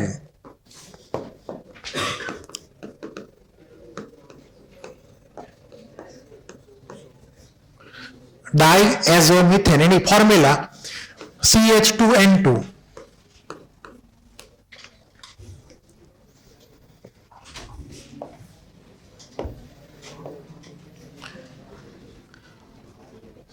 તો આ CH2N2 જે છે એ એની ફોર્મ્યુલા થઈ ગઈ. હવે એનું સ્ટ્રક્ચર આવશે.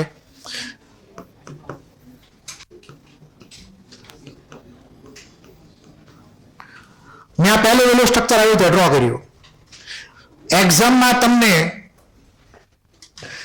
ચાર્જ અથવા લોન પેર દર વખતે લખીને આપી જરૂરી નથી, તમારે સમજવાનું રહે. તો આમાં મેં આ સ્ટ્રક્ચર જે પહેલું ઇમેજિન કર્યું એમાં આ એન ઉપર કોઈ ચાર્જ કે કોઈ લોન પેર હોય તો બોલો કયો ચાર્જ આવશે? પ્લસ. તો અહીંયા ચાર્જ મૂકી દઈએ પ્લસ. પછી આ નાઇટ્રોજનને શું કરવાનું? બોલો. માઇનસ આવે કે ન આવે? કેમ કે ટોટલ તો 0 જ થવું જોઈએ. તો અહીંયા માઇનસ મૂકીએ આપણે. લોન પેર મૂકવાની. કેટલી લોન પેર મૂકવાની? 2 લોન પેર મૂકવાની. 2 લોન પેર આવશે. કાઉન્ટ કરો તો અહીંયા નાઇટ્રોજનના પોતાના 5 ઇલેક્ટ્રોન હતા. એક નેગેટિવ ચાર્જનો 6થો ઇલેક્ટ્રોન.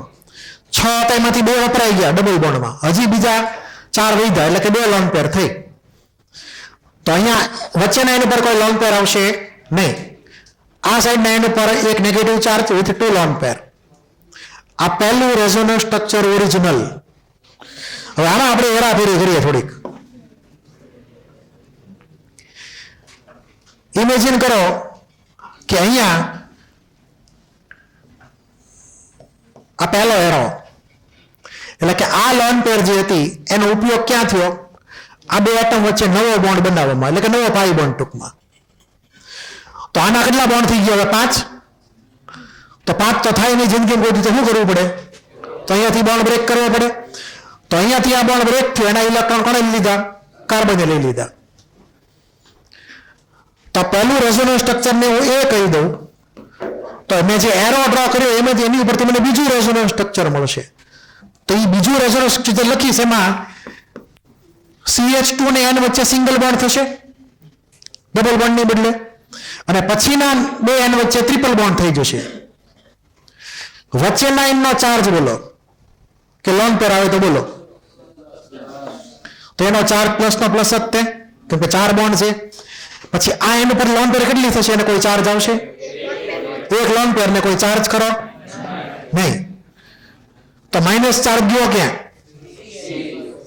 આ કાર્બન ઉપર વિયો ગયો. આ બોન્ડના 2 ઇલેક્ટ્રોન કાર્બને લઈ લીધા. એક તો એમાં પોતાનો હતો ને એક ઓલા એન નો લેતો એ લઈ લીધો. તો ઓવરઓલ અહીંયા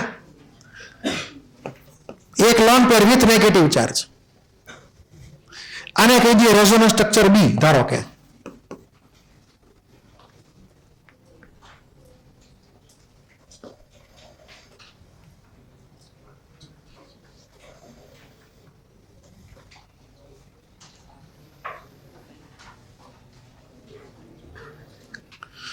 આટલું ક્લિયર?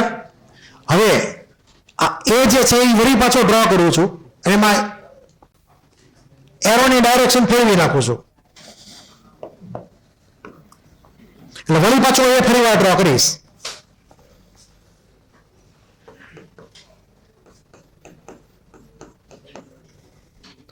તો અગાઉની જેમ એઝ ઇટ ઇઝ અહીંયા plus 2 lone pair with negative charge.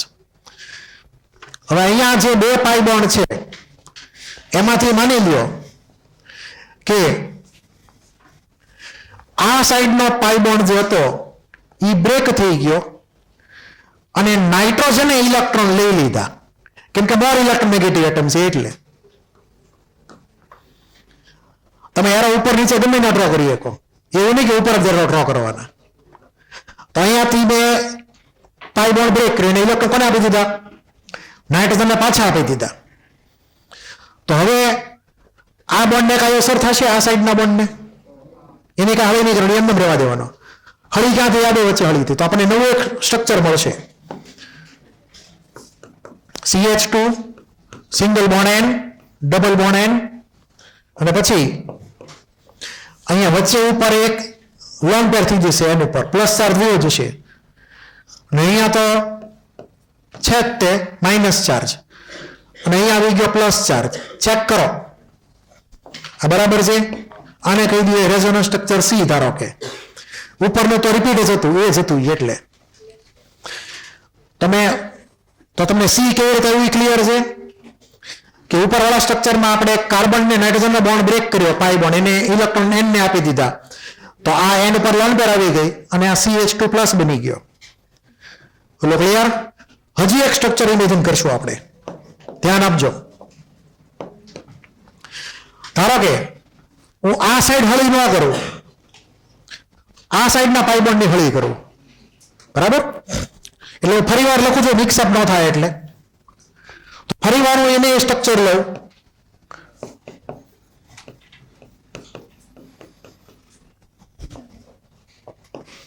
આ N પ્લસ પછી લોન પેર 2 -1 ચાર્જ. હવે ઇમેજિન એવું કરો કે NN બોન્ડ જે હતો એમાંથી આ નાઇટ્રોજને, સેન્ટ્રલ નાઇટ્રોજને પોતાની લોન પેર પાછી લઈ લીધી બોન્ડ બ્રેક કરીને, એટલે કે ઇમેજિન આ ટાઈપનું કોમ્બિનેશન. એટલે કે પાઈ બોન્ડ બ્રેક થઈ ગયો અને ઇલેક્ટ્રોન લઈ લીધા નાઇટ્રોજને, વચ્ચેના નાઇટ્રોજનને. તો આપણને જે સ્ટ્રક્ચર મળશે એની અંદર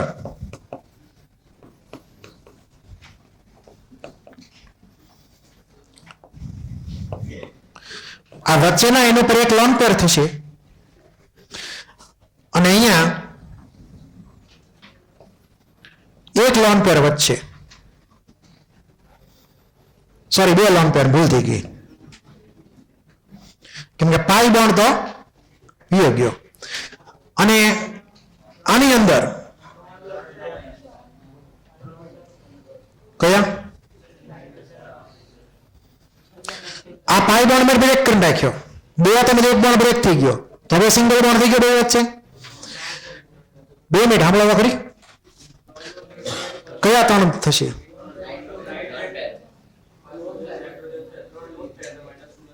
કોની 3 lone pair?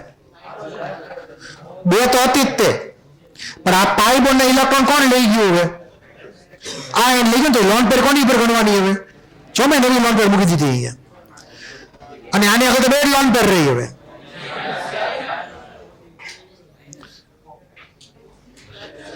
Minus charge destroy થઈ ગયો, એનો ઇલેક્ટ્રોન વયો ગયો, એ આને લઈ લીધો. હવે કોઈ ચાર્જ બહાર આવ્યો નહીં, બરાબર છે? આપણે અહીંયા બોન્ડ આવી રીતે બ્રેક કરાયો જેમ લખ્યો છે એ પ્રમાણે, તો હવે ચાર્જ લખવાની જરૂર છે નહીં આની અંદર. Okay, yes.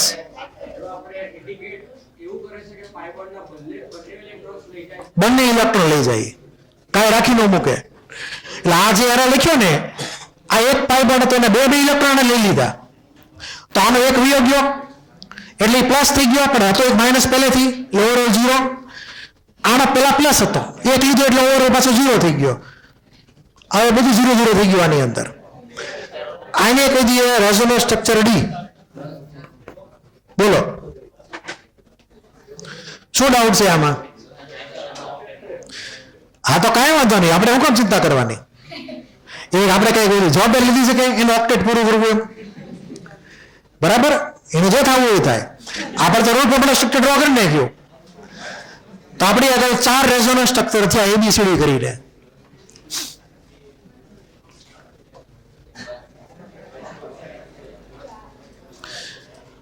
કદાચ જો તમને આ ન ફાવતું હોય સ્ટ્રક્ચર, બરાબર છે, તો આપણે આમાંથી બોન્ડ બ્રેક કરાવીએ, એનાથી કોઈ ફેર નહીં પડે.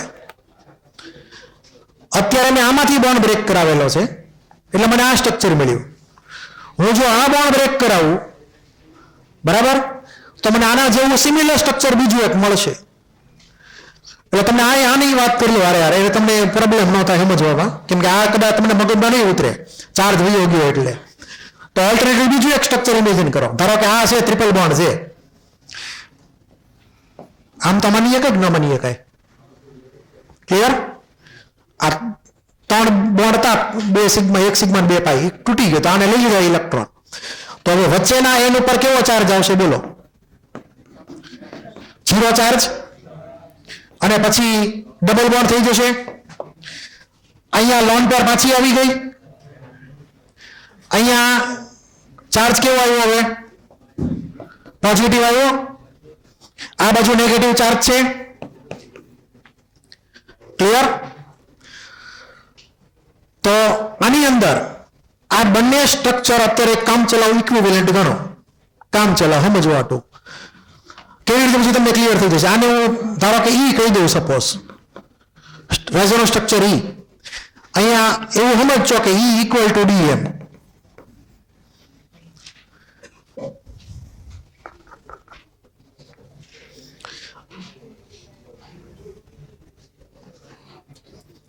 હવે ધ્યાન આપજો, એ બી ને પહેલા કમ્પેર કરો, એ અને બી ને. તો એ અને બી માંથી કોણ વધારે સ્ટેબલ છે નક્કી કરો. એ ની અંદર બધાના ઓક્ટેટ પૂરા છે, બી ની અંદર બધાના ઓક્ટેટ પૂરા છે. તો કયો રૂલ લાગુ પડશે? નેગેટિવ ચાર્જની લોકેશન. અહીંયા નેગેટિવ ચાર્જ એન ની ઉપર છે, નેગેટિવ ચાર્જ અહીંયા કાર્બનની ઉપર છે. તો વધારે સ્ટેબલ કોણ થયું? એ અને બી બંનેના ઓક્ટેટ પૂરા હતા, એટલે બેની વચ્ચે ઓક્ટેટનો કોઈ ઇસ્યુ હતો જ નહીં. પણ નેગેટિવ ચાર્જની લોકેશન ઉપરથી નક્કી કર્યું કે આ મોર સ્ટેબલ છે એમ. તો ઓર્ડર ઓફ સ્ટેબિલિટીમાં આપણે લખીએ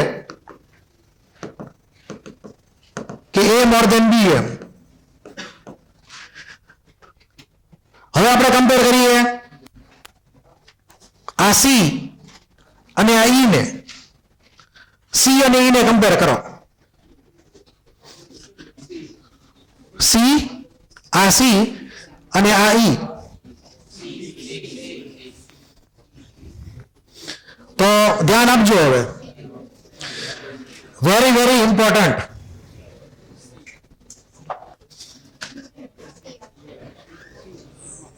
આ સી અને ઈ ની અંદર અહીંયા ઓક્ટેટ કેવું છે? ઇનકમ્પ્લીટ છે. આ બેના ઓક્ટેટ વિશે શું કેવું છે? કમ્પ્લીટ. તો અહીંયા કાર્બનનો ઓક્ટેટ ઇનકમ્પ્લીટ છે. તો ઓક્ટેટ ઇનકમ્પ્લીટ હોય તો એ અને બી કરતા તો અનસ્ટેબલ જ થયો, કેમ કે એ અને બી માં તો બધામાં ઓક્ટેટ પૂરા જ હતા. તો પહેલી પ્રાયોરિટી ઓક્ટેટ ના પડે, એટલે એ અને બી મોર સ્ટેબલ છે સી કરતા. બીજું કે આ ઈ ની અંદર અહીંયા કાર્બનનો ઓક્ટેટ પૂરું છે, આ નાઇટ્રોજનનો ઓક્ટેટ પૂરું છે, પર તો આ નાઇટ્રોજનનો ઓક્ટેટ ચેક કરો, કમ્પ્લીટ નથી. 2 બોન્ડ ને એક લોન પર ટોટલ 6 જ ઇલેક્ટ્રોન છે. તો નાઇટ્રોજન ઉપર પોઝિટિવ ચાર્જ અને હારે પાછું ઇનકમ્પ્લીટ ઓક્ટેટ. એનો ઈગો બહુ જ હર્ટ થયો, કેમ કે પોતે ઇલેક્ટ્રોનેગેટિવ એટમ નાઇટ્રોજન પોતે, અને એની આગળથી કોઈક ઇલેક્ટ્રોન લઈ જ જાય હાવ, જેથી કરીને એનો પોતાનો ઓક્ટેટ ન રહે, એટલે હાવ લુકો થઈ ગયો નાઇટ્રોજન. એ નાઇટ્રોજનને પહોંચાય નહીં. જો ઓક્ટેટ કમ્પ્લીટ કરીને પ્લસ ચાર્જ આવતો હોત ને તો કોઈ ઇશ્યુ ન હોત, પણ અહીંયા તો પ્લસ ચાર્જ અને પાછું ઓક્ટેટ ઇનકમ્પ્લીટ છે, એટલે એનો ઈગો ઓલા જયકાંત શિખરની જેમ બહુ ઘવાઈ જાય. સિંઘમ જોયું છે, સિંઘમ બધાએ जयकांत शिखरे का ईगो हर्ट नहीं करने का, तो यह जयकांत शिखरे से नाइट्रोजन बराबर. એટલે નાઇટ્રોજન હોય કે ઓક્સિજન હોય એનો જો ઈગો હર્ટ થાય એટલે કે ઈ લોકોના જો ઓક્ટેટ ઇનકમ્પ્લીટ હોય તો ઈ હાઈલી અનસ્ટેબલ સ્ટ્રક્ચર આપે. કેવું? Highly unstable structure. કાર્બન ને હાલે, કાર્બન ને કઈ ફેર પડતો નથી, એનો ઓક્ટેટ કમ્પ્લીટ કે ઇનકમ્પ્લીટ એને હાલી જાય, પણ આ ઓલા બેન નો હાલે. તો અહીંયા ઈ અને સી ની અંદર વધારે સ્ટેબલ જે છે ઈ કોણ થયું? તો કે સી થયું. આ ક્લિયર છે એટલું? હવે કદાચ તમને થાય કે આપણે ઈ અને ડી ની કમ્પેરિઝન કરી નાખીએ, ધારો કે હાલો હકીકતમાં બે ઇક્વિવેલન્ટ જ છે ઈ અને ડી માં, તો તમે ઈમાં ચેક કરો ઓક્ટેટ કોનું ઇનકમ્પ્લીટ છે, ચેક કરો નાઇટ્રોજન નું. આમાંય ચેક કરો ઓક્ટેટ કોનું ઇનકમ્પ્લીટ છે, નાઇટ્રોજન નું. ક્લિયર? ખાલી એમાં આપણે ચાર્જ મૂકેલા છે, ઓલામાં ચાર્જ નથી મૂકેલા, એનાથી કોઈ મોટો ફેર નથી પડતો અત્યારે કામ ચલાવ. આના બે બોન્ડ બની ગયા એની બદલે, ભલે ચાર્જ આવ્યો, આનો એક જ બોન્ડ બન્યો અહીંયા તો પછી. એટલે ઓવરઓલ બે સિમિલર કહેવાય ઈ અને ડી, એમાં ડિફરન્સ નહીં કરવાનો. તો તમે આ સ્ટ્રક્ચર આપેલું હોય કે આ બાજુનું સ્ટ્રક્ચર આપેલું હોય, એન ઉપરનું ઓક્ટેટ ઇનકમ્પ્લીટ એટલે આંખ પીછીને કહી દેવાનું હાઈલી અનસ્ટેબલ. તો આપણી માટે ડી અને ઈ સિમિલર છે, એટલે કે ઇક્વિવેલન્ટ છે ટૂંકમાં. ખાલી આ એબીસીડી ની વચ્ચે કમ્પેરિઝન કરવાની રહે. તો સી અને ડી અથવા સી અને ઈ બંનેના ઓક્ટેટ ઇનકમ્પ્લીટ હોવાથી એ અને બી કરતા કેવા થઈ ગયા? અનસ્ટેબલ. તો overall final order of stability A more than B, પછી સી મોર ધેન ડી, એટલે કે A more than B more than C more than D. આ ફાઇનલ આન્સર. તમે ડી ની બદલે ઈ પણ લખી શકો, કામ ચલાવો.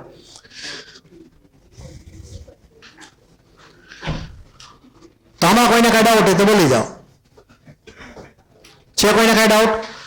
તો આવી રીતે આપણે ડાયઝોમિથેન ના સ્ટ્રક્ચર ડ્રો કરી એની ઓર્ડર ઓફ સ્ટેબિલિટી નક્કી કરી શકીએ. તમને તો ત્યાં આપેલા જ છે સામે, પણ તમારે લોન પેર કે ચાર્જ બાર થી બધું સાથે નક્કી કરવાનું રહે કે ચાર્જ હશે કે નહીં હોય, લોન પેર હશે કે નહીં હોય. આપી હોય તો ઠીક, નકર પછી સાથે તૈયાર કરો.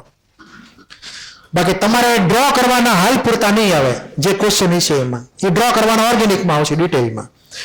તો આમાં કોઈને કઈ ડાઉટ હોય તો બોલો. છે કોઈને કઈ ડાઉટ? તો રેઝોનન્સ ની મેઇન વાર્તા કમ્પ્લીટ. હવે થોડુંક બાકી છે, પૂરું કરી નાખીએ. હવે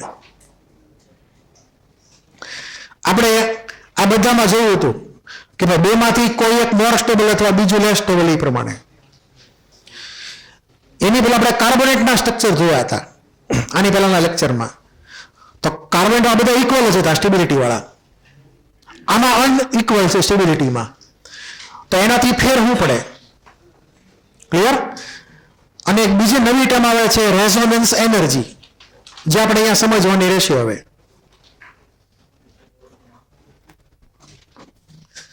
ધારો કે કાર્બોનેટ આયનના આપણે રેઝોનન્સ સ્ટ્રક્ચર ઇમેજિન કરીએ તો એમાં ટોટલ 3 લૂઝ સ્ટ્રક્ચર હતા, એટલે કે 3 રેઝોનન્સ સ્ટ્રક્ચર હતા. 3 ની એનર્જી કેવી હતી? ઇક્વલ, કેમ કે બધા આઈડેન્ટિકલ સિમિલર હતા બધા.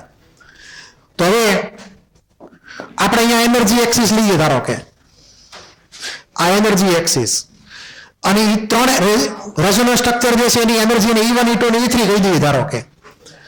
તો આ E1, આ E2 અને આ E3, એટલે કે 3 રેઝોનન્સ સ્ટ્રક્ચર ઇક્વલ એનર્જી વાળા ધારો કે. તો હાચો જે કાર્બોનેટ આયન છે એ આ 3 કરતા ઉપર આવશે, 3 કરતા નીચે આવશે એનર્જીમાં? બોલો. એનર્જીમાં નીચે વધારે સ્ટેબલ છે, નેગેટિવ ચાર્જ વધારે સ્પ્રેડ થઈ ગયેલો છે અલગ અલગ એટમ ઉપર. તો એકચ્યુઅલ જે રેઝોનન્સ હાઇબ્રિડ છે એની એનર્જી ઓછી હશે એના રેઝોનન્સ સ્ટ્રક્ચર કરતા. તો આને લખી નાખીએ આપણે એકચ્યુઅલ મોલેક્યુલ ઓર આયન મતલબ રેઝોનન્સ હાઇબ્રિડ.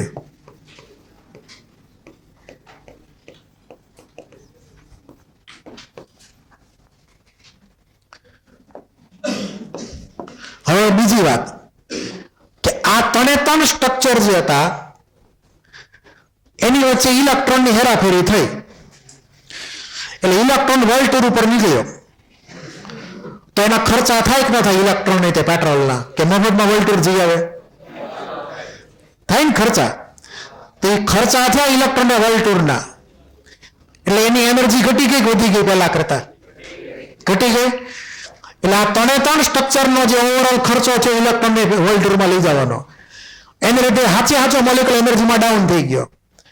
આપણે એ ખર્ચોની વેલ્યુ ગોતવી છે કેટલો ખર્ચો થયો છે વર્લ્ડ ટૂરમાં તો આ ખર્ચોને શું કહેવાય રેઝોનન્સ એનર્જી કહેવાય. શું કહેવાય? રેઝોનન્સ એનર્જી એટલે કે સંસ્પંદન ઉર્જા ઇલેક્ટ્રોનના વર્લ્ડ ટૂરનો ખર્ચો. ક્લિયર? કે જેમાં રેઝોનન્સમાં ઇલેક્ટ્રોન આમથી આમ હેરાફેરી કરતા હોય કન્ટિન્યુઅસલી. હવે આ ત્રણ સ્ટ્રક્ચર ઇક્વલ હતા એનર્જી વાળા તો ગમે નથી માં કોઈ ફેર પડતો નથી. બીજું કે રેઝોનન્સ એનર્જી હંમેશા એક્ઝોથર્મિક તરીકે લેવાની. કેવી લેવાની? એક્ઝોથર્મિક. એટલે હીટ એનર્જી રિલીઝ થશે કેમ કે ખર્ચો થયો ને એનર્જી રિલીઝ થઈ ગઈ હીટ એનર્જી તો આ પ્રોસેસ ઓલવેઝ એક્ઝોથર્મિક સમજવાની. જો આપણે એને એક્ઝોથર્મિક અત્યારે સમજીએ તમારે આની ફોર્મ્યુલા લખવી છે મારે રેઝોનન્સ એનર્જીની. બરાબર? તો અહીંયા રેઝોનન્સ એનર્જીની ફોર્મ્યુલામાં એનું એક્સપ્રેશન લખીએ તો RE રેઝોનન્સ એનર્જી બરાબર જસ્ટ ઇમેજિન કરો સમજવા માટે કે ધારો કે આ વેલ્યુ -50 છે અને આ વેલ્યુ ધારો કે -20 છે એનર્જીની સેન્સમાં. તો હવે મારા ડિફરન્સ એવી રીતે લેવાનો જેથી કરીને આન્સર ફાઇનલ નેગેટિવ આવે. તો કોને પહેલા ને કોને પછી મૂકું? કોને કેમાંથી માઇનસ કરું? તો એકચ્યુઅલ મોલેક્યુલની એનર્જી જે હોય એમાંથી કોને માઇનસ કરવાનું? ઉપરવાળી જે એનર્જી હોય ને. તો અહીંયા આપણે જે ફોર્મ્યુલા લખીએ તો energy of resonance hybrid RH minus energy of MS RS most stable resonance સ્ટ્રક્ચરની એનર્જી.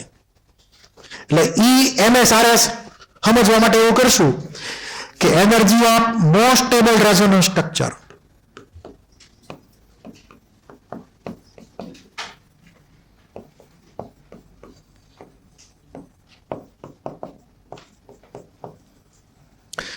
અત્યારે તો આ ત્રણની એનર્જી હરખી જ છે એટલે એ કોઈ ઇસ્યુ નથી પણ ધારો કે અલગ અલગ એનર્જી હોય તો એમાંથી જેની એનર્જી સૌથી ઓછી હોય ત્યાંથી ડિફરન્સ માપવાનો એકચ્યુઅલ મોલેક્યુલની હારે. ક્લિયર? તો આ જે ડિફરન્સ થઈ ગયો એને આપણે ફોર્મ્યુલા પણ એ પ્રમાણે લખી નાખે. ફાઇનલ આન્સર નેગેટિવ આવશે તમે વેરીફાઈ કરી શકો જાતે. આ સમજાણું? હવે અહીંયા મેં એવું માની લો કે 0 જે છે ઉપર તરફ છે એનું ઓરિજિન એટલે એની 0 કરતા એનર્જીમાં ડાઉન છે બધા એટલે કે માઇનસમાં એનર્જી છે બધી. હવે ઇલેક્ટ્રોનની એનર્જી કેમ માઇનસમાં આવે આપણે એટોમિક સ્ટ્રક્ચરમાં યાદ આવતો એવી રીતે અહીંયા પણ બધી એનર્જી માઇનસમાં લખેલી છે ઉપર 0 છે ઓરિજિન એટલે આપણે વધારે નીચે ગયા તો વધારે માઇનસ એમ એ રીતે સમજવાનું. તો આમાં કોઈને કઈ ડાઉટ હોય તો બોલી જાઓ. છે કોઈને કઈ ડાઉટ? એટલું ક્લિયર? ધારો કે તમે પોઝિટિવ વેલ્યુ લ્યો. શું લ્યો? પોઝિટિવ. ધારો કે અહીંયા 0 માનો સપોઝ તો આને +20 અને આને +50 ગણીએ કઈ અહીંયાથી 0 માપ્યો તો ધારો કે સમજવા માટે તો હવે 20 - 50 એટલે શું થયું જવાબ? નેગેટિવ આવી ગયું. એમાં એવું લખ્યું આપણે energy of actual molecule minus energy of most stable resonance structure. જો પ્લસ લઈએ તો પણ તો ફાઇનલ આન્સર કેવો રાખવાનો? કમ્પલસરી નેગેટિવ રાખવાનો છે. એ ભૂલાવું ન જોઈએ. બરાબર? નેગેટિવ ન હોય અને સામે બીજો એક પોઝિટિવ હોય બે ઓપ્શન હોય નેગેટિવ પોઝિટિવ વાળા તો સિલેક્ટ નેગેટિવ ના કરવાના. ભૂલાવાનું નહીં. આપણે આગળ જતા બીજા ન્યુમેરિકલ આવશે. હવે અત્યારે આ જે ફોટો હતો એમાં બધી એનર્જીને ઇક્વલ માનેલી હતી. હવે અનઇક્વલ એનર્જી વાળો એક ફોટો ઇમેજિન કરી લઈએ આપણે. તો ધારો કે આ એનર્જી એક્સિસ 3 રેઝોનન્સ સ્ટ્રક્ચર લઈ લઈએ અલગ અલગ એનર્જી વાળા, અને અહીંયા માની લો કે એકચ્યુઅલ મોલેક્યુલ છે આ.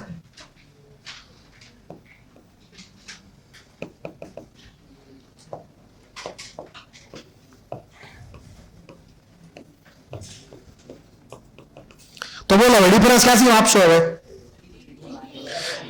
આ મોસ્ટ સ્ટેબલ છે કેમ કે લોએસ્ટ છે એનર્જીમાં, તો આ બે વચ્ચેનો એનર્જી ડિફરન્સ માપવાનો, જેને આપણે કહીશું રેઝોનન્સ એનર્જી.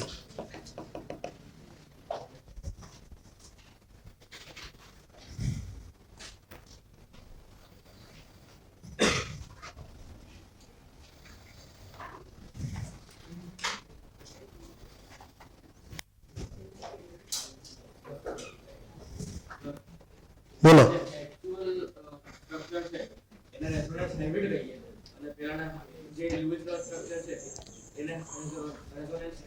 હા, ટૂંકમાં આ બધા લૂઝ સ્ટ્રક્ચર એક પ્રકારના રેઝોનન્સ સ્ટ્રક્ચર ગણવાના, જે કાલ્પનિક છે. શું છે? કાલ્પનિક છે, ઇમેજિનરી છે. એ ખાલી લૂઝ સ્ટ્રક્ચર સમજાવીએ કે સિંગલ બોન્ડ અને ડબલ બોન્ડ પ્રમાણે, પણ એની બધી પ્રોપર્ટી સમજાવીએ કે નહીં. એટલે આ સાચે સાચું આ છે, પણ આપણે આનો લૂઝ સ્ટ્રક્ચર ડ્રો ન કરી શકીએ. એટલે કે સાચે સાચો કાર્બોનેટ આયન જે છે રેઝોનન્સ હાઇબ્રિડ, એનું લૂઝ સ્ટ્રક્ચર ડ્રો ન કરી શકાય કોઈ રીતે, કેમ કે ચાર્જ ક્યાંથી લાવો? -2/3, બરાબર. એટલે એ એક પ્રોબ્લેમ ત્યાં છે. એટલે ઓરિજિનલ મોલેક્યુલ જે હોય એનું લૂઝ સ્ટ્રક્ચર આમાં ડ્રો નથી, કે જો રેઝોનન્સ થતું હોય તો એના ઇમેજિનરી લૂઝ સ્ટ્રક્ચર ડ્રો કરી શકાય રેઝોનન્સ સ્ટ્રક્ચર તરીકે. તો આમાં કોઈને કાંઈ ડાઉટ હોય તો બોલી જાઓ. છે કોઈને કાંઈ ડાઉટ? હવે આ 3 ની એનર્જી માની લો કે આપણે અનઇક્વલ લીધી, અને આપણે વાત કરી કે આ રેઝોનન્સ, આ જે મોલેક્યુલ જે છે ઓરિજિનલ મોલેક્યુલ, એ આ 3 સ્ટ્રક્ચરમાંથી કોની વધારે નજીક છે? મેચ કોની યાર વધારે થશે? આ E3 યારે. તો જેમ રેઝોનન્સ સ્ટ્રક્ચર કોઈ એક પર્ટિક્યુલર અને રેઝોનન્સ હાઇબ્રિડ, એનો એનર્જીનો ગેપ જેમ ઓછો હોય, એટલે જેમ નજીક હોય, એમ બે મેચિંગ થતા જાય. તો અત્યારે આ એકચ્યુઅલ મોલેક્યુલ E1, E2 અને E3 માંથી E3 ની યારે વધારે મેચ થશે. ઓવરઓલ સ્ટ્રક્ચર બાબતમાં મેચિંગ વધારે થશે એનું. અથવા બીજી રીતે કહીએ તો આ E3 જે છે એ મોર સ્ટેબલ છે, અને મોર સ્ટેબલ જે રેઝોનન્સ સ્ટ્રક્ચર હોય એ કોન્ટ્રીબ્યુશન વધારે આપે રેઝોનન્સ હાઇબ્રિડના સ્ટ્રક્ચર એટલે કે ફોર્મેશનમાં. એટલે કે contributes more for the formation of resonance hybrid.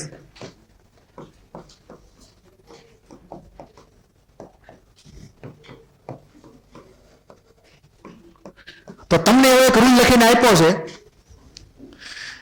કે જો અનઇક્વલ એનર્જી હોય રેઝોનન્સ સ્ટ્રક્ચરની, તો જે લોએસ્ટ એનર્જી વાળું રેઝોનન્સ સ્ટ્રક્ચર હોય, એટલે કે જે મોર સ્ટેબલ હોય, એનું કોન્ટ્રીબ્યુશન વધારે હોય રેઝોનન્સ હાઇબ્રિડની રચનામાં, એટલે કે એના જે ફોર્મેશનમાં. તો આ તમારે ખાસ યાદ રાખવાનું. તો તમને એમ પણ પૂછીએ કે ભાઈ which resonance structure contributes maximum to resonance hybrid. તમને સ્ટેબિલિટી ન પૂછે, તમને આવી રીતે ઊંધું પૂછે, તો પણ જવાબ તો એ જ પ્રમાણે દેવાનો સ્ટેબિલિટીને આધારે. તો આમાં કોઈને કઈ ડાઉટ હોય તો બોલી જાઓ. હવે આનો આપણે એક સેમ્પલ લઈ લઈએ એક્ઝામ્પલમાં. તો આ ડ્રો થઈ ગયું ને. હવે આપણે થોડીક પહેલા વાત કરી હતી આ ડબલ બોન્ડ કાર્બનની, અને આ ટ્રિપલ બોન્ડ કાર્બન મોનોક્સાઇડ.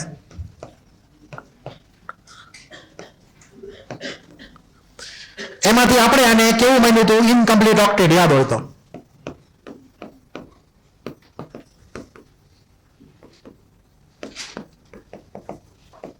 અને આ હતું કમ્પ્લીટ ઓક્ટેટ.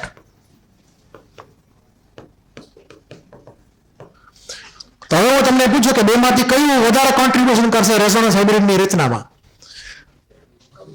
પહેલું કે બીજું? બીજું, કેમ કે એમાં ઓક્ટેટ કેવું છે? કમ્પ્લીટ, 8 ઇલેક્ટ્રોન છે. ક્લિયર? એટલે હાચો જે કાર્બોનેટ આયન હશે, હાચો કાર્બોનેટ આયન, સોરી ઓલો કાર્બન મોનોક્સાઇડ નો મોલેક્યુલ, એમાં આનું કોન્ટ્રીબ્યુશન વધારે હશે, કેમ કે એના કમ્પ્લીટ ઓક્ટેટ છે. આનો ઇનકમ્પ્લીટ ઓક્ટેટ છે. તમે એવું જસ્ટ ખાલી ઇમેજિન કરી શકો સમજવા માટે કે ધારો કે આનું કોન્ટ્રીબ્યુશન 99% હોય, આનું કોન્ટ્રીબ્યુશન જસ્ટ 1% હોય. અનઇક્વલ કોન્ટ્રીબ્યુશન, એવરેજ નહીં, 50-50. 50-50 ક્યારે આવે? બે ઇક્વલ એનર્જી ના હોય તો 50-50 લેવાના થાય અથવા ઇક્વલ કોન્ટ્રીબ્યુશન લેવાના થાય. પણ આમાં તો અનઇક્વલ જ છે બિલકુલ. તો આપણે જે આગળ જે ફિગર ડ્રો કરી હતી એની જેમ જ તે આપણે માનવાનું કે આ મોર કોન્ટ્રીબ્યુટ કરશે, એટલે કે એના 99% હશે overall.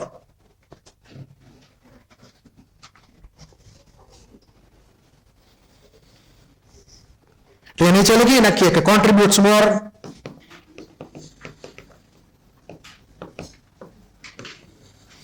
towards RH, resonance hybrid.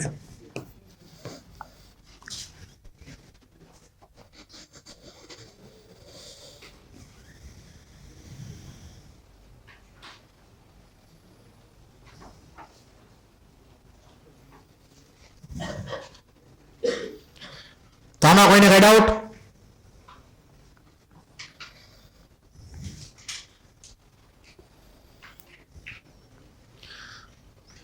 તો રેઝોનન્સની વાર્તા પૂરી.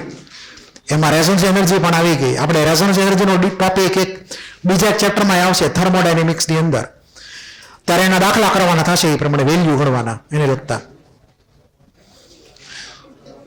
તો આમાં કોઈને કઈ ડાઉટ? Topic complete resonance. હવે નવો ટોપિક.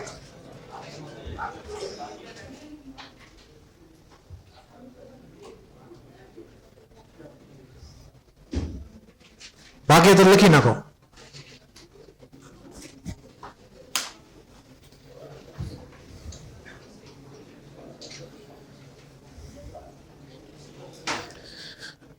બુક્સમાં રેઝોનન્સના બીજા બધા એક્ઝામ્પલ આપેલા છે. ફોર એક્ઝામ્પલ O3, પછી CO2. એ તમારે મોડ્યુલમાંથી વર્કઆઉટ કરવાના, બરાબર? એ કદાચ હાલો ડિસ્કસ કરી નાખવું ઉપર છેલ્લા એક્ઝામમાં પૂછી શકાય. O3 એટલે ઓઝોન થઈ ગયો.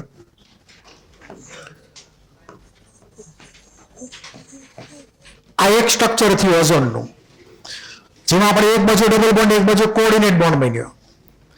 આમાં હેરાફેરી થઈ શકે, એટલે કે આ સાઈડનો ઓક્સિજન કોઓર્ડિનેટ બોન્ડ થયો અને અહીંયા ડબલ બોન્ડ આવે. વચ્ચેનો હતો બેમાં કોમન છે. તો અત્યારે આવી રીતે જો હેરાફેરી થાય તો ખાલી બે જ સ્ટ્રક્ચર છે રેઝોનન્સમાં, બંનેની સ્ટેબિલિટી ઇક્વલ છે, તો બંનેનું કોન્ટ્રીબ્યુશન 50-50 હશે ઓવરઓલ રેઝોનન્સ હાઇબ્રિડમાં. તો આનો એવરેજ બોન્ડ ઓર્ડર બોલો કેટલો થાય? એવરેજ બોન્ડ ઓર્ડર બોલો કેટલો થાય? હે 1.5 થઈ જશે. ક્લિયર? બીજું, જો રેઝોનન્સ થતું હોય આવી રીતે જેમ લખ્યું છે એ પ્રમાણે ડબલ સિંગલ, તો આમાં આપણને બે બોન્ડ લેન્થ દેખાય છે, એક ડબલ બોન્ડ ની એક સિંગલ બોન્ડ ની. આમાં બે બોન્ડ છે, એક સિંગલ બોન્ડ એક ડબલ બોન્ડ. તો હકીકતમાં બોન્ડ લેન્થ કેટલી હશે? સિંગલ બોન્ડ લેન્થ હશે. ક્લિયર છે? તો જ્યારે રેઝોનન્સ થાય ત્યારે બોન્ડ લેન્થ સિંગલ થઈ જાય. એટલે જ્યારે અહીંયા આપણે ડ્રો કરીએ રેઝોનન્સ હાઇબ્રિડ આની અંદર,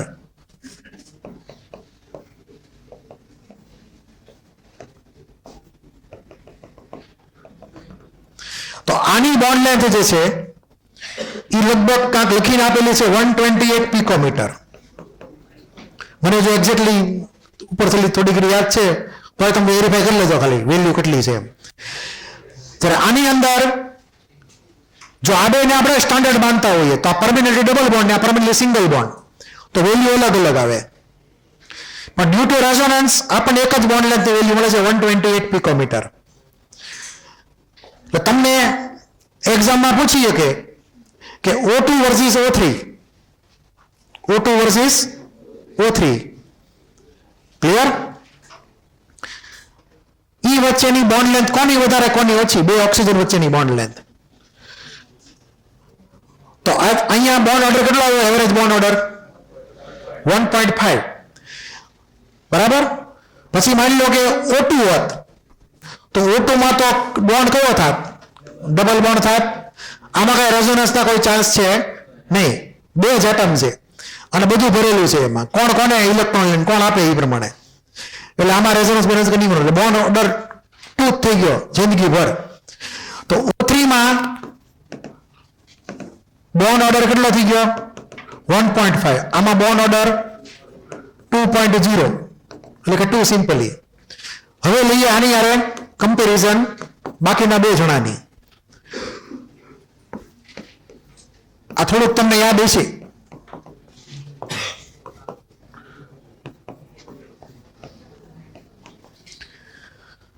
આ ચારે ચાર મોલેક્યુલમાં ઓક્સિજન થી ઓક્સિજનનો બોન્ડ લેન્થનો તમારે ઓર્ડર લખવાનો છે. Order of bond length. Order of bond length. આ ચારે ચાર ની અંદર ઓક્સિજન ઓક્સિજન બોન્ડ લેન્થ એમ.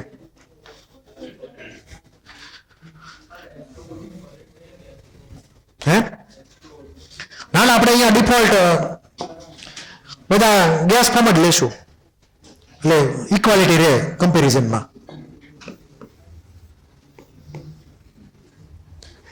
આમાં તે ઓને ઓનો બોન્ડ છે ને O3 માં ઓને ઓનો બોન્ડ છે. તો આમાં સૌથી શોર્ટેસ્ટ બોન્ડ કોનો થશે? ટૂંકામાં ટૂંકો બોન્ડ, સૌથી નાની બોન્ડ લેન્થ O2 ની, કેમ બોન્ડ ઓર્ડર 2 છે એનો. પછી આ 2 જે છે O3 એમાં બોન્ડ ઓર્ડર છે 1.5. બાકીના બેમાં છે 1.1. તો O3 નો બોન્ડ ઓર્ડર સેકન્ડ શોર્ટેસ્ટ છે. સેકન્ડ શોર્ટેસ્ટ બરાબર છે. આ બેમાં સિંગલ બોન્ડ છે. તો બે હરખા છે કે બે અલગ અલગ છે બોન્ડ લેન્થમાં? કેવી રીતે અલગ અલગ સમજાવો. અહીંયા આપણે પર્સન્ટેજ P કેરેક્ટર ગણી શકીએ અથવા ઓક્સિજન નંબર ગણી શકીએ.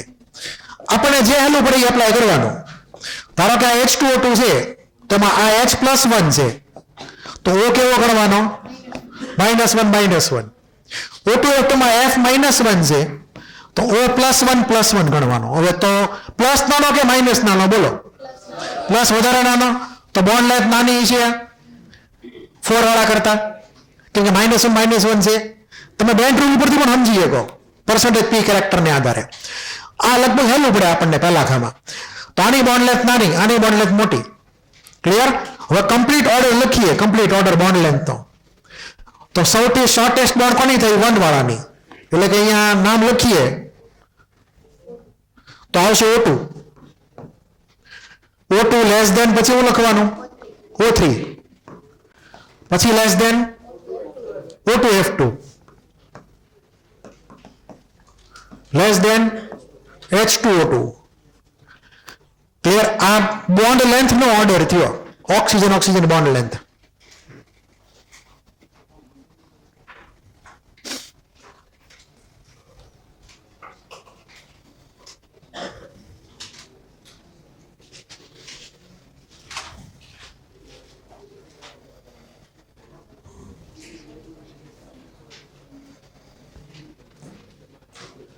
આ સમજાઈ ગયો?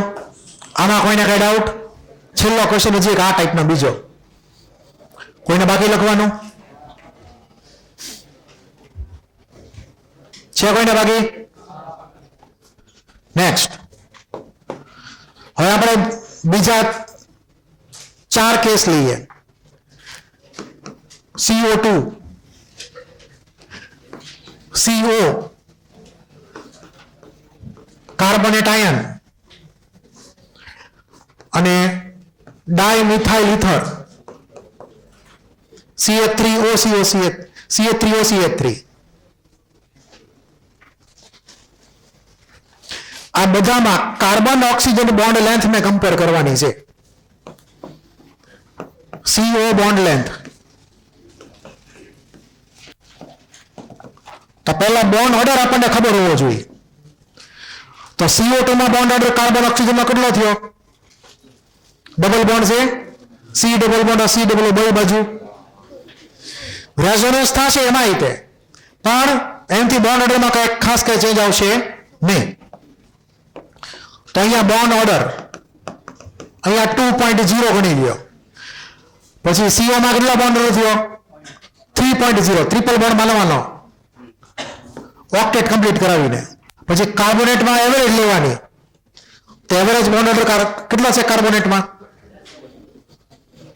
1.33 છે. યાદ કરો કાર્બોનેટનું લૂઝ સ્ટ્રક્ચર. તો અહીંયા આન્સર આવશે 1.33. અહીંયા તો સિંગલ બોન્ડ જ છે. આમાં કઈ રેઝોનન્સ જેવું થાય નહીં, કેમ કે કાર્બન આગળ કઈ લોન પેર કે કઈ ઓર્બિટલ બીજી ખાલી છે નહીં કે. એટલે આમાં ખાલી સિંગલ બોન્ડ 1.0. તો હવે બોન્ડ લેન્થ ઓર્ડર બોલો. આમાં સૌથી શોર્ટેસ્ટ બોન્ડ કોનો થશે? Carbon monoxide. તો આન્સર CO લેસ ધેન, પછી બીજા નંબરે આવશે CO2, પછી કાર્બોનેટ આયન, અને છેલ્લે આવશે ડાયમિથાઇલ ઇથર.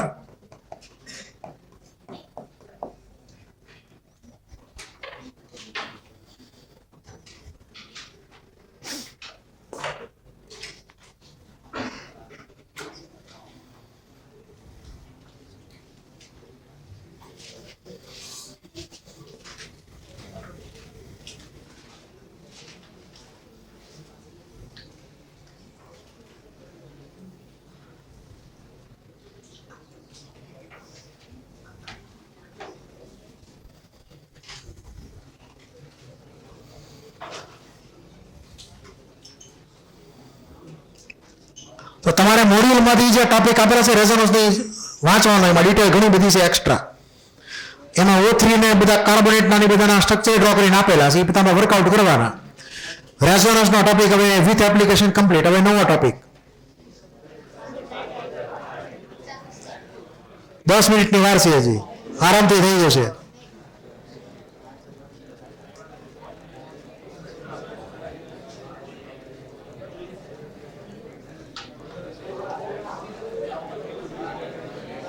વાતો બંધ.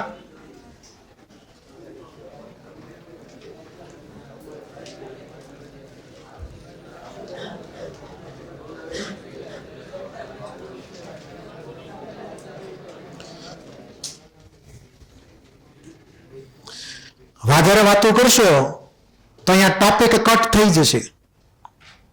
એકાદ બે એપ્લિકેશન નહીં કરાવવું પછી. ક્લિયર?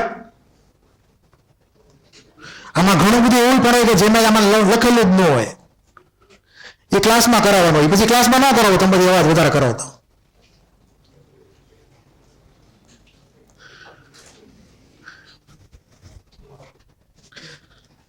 આપણે આ બે મોલિક્યુલની પહેલા વાત કરી લઈએ, ઇમ્પોર્ટન્ટ છે. આ જે મોલિક્યુલ તમને દેખાય છે AlCl3 નો ડાયમર છે. Al2Cl6 dimer of AlCl3.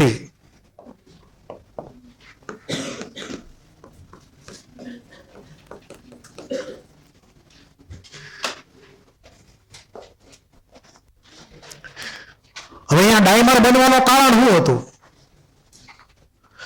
તો કે જો તમે આ સિંગલ મોલેક્યુલ લો, AlCl3 નો સિંગલ મોલેક્યુલ, તો એની અંદર એલ્યુમિનિયમ નું ઓક્ટેટ ઇનકમ્પ્લીટ આવે.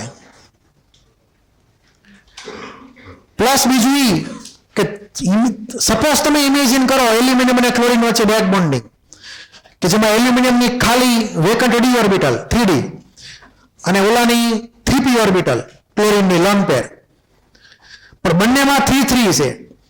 એટલે બેક બોન્ડિંગ ની ઇફેક્ટિવનેસ થોડી ઘટી ગયેલી હશે, ઘણી બધી કદાચ થતું હશે, માની લો, પણ એટલું બધું સારું ઇફેક્ટિવ છે નહીં. બરાબર છે? તો પછી ઇલેક્ટ્રોન ડેફિશિયન્સી પૂરી કરવી હોય એલ્યુમિનિયમે, એટલે કે ઇલેક્ટ્રોનની ઉણપ પૂરી કરવી હોય, તો બીજો ઓલ્ટરનેટિવ રસ્તો શું છે? તો કે ડાયમર બનાવી નાખો. આવું નવું BCl3 માં નથી થતું. ક્લિયર? કે બે BCl3 જોઈન થઈ ગયા અને ડાયમર બની ગયો. કેમ કે BCl3 માં તો થાય જ છે બેક બોન્ડિંગ, જેથી કરીને ઇલેક્ટ્રોનની ડેફિશિયન્સી થોડીક એવી પૂરી થઈ જાય છે. આમાં એવું નથી થવાનું. એટલે એલ્યુમિનિયમ ક્લોરાઇડ જે છે AlCl3 ડાયમર બનાવશે. અને ડાયમર બનાવતી ધ્યાન રાખવાનું કે ધારો કે આ પહેલો એલ્યુમિનિયમ છે, એના પોતાના 2 બોન્ડ લઈ લઈએ અને આનો એક વધારાનો ક્લોરીન. આ ક્લોરીન સફેદ કલરનો એલ્યુમિનિયમ સફેદ કલરનો બે પ્રોપર્ટી સમજવાની. હવે બીજી સાઈડનો એલ્યુમિનિયમ ડ્રો કરું. ચાલો કલર બદલી નાખીશ.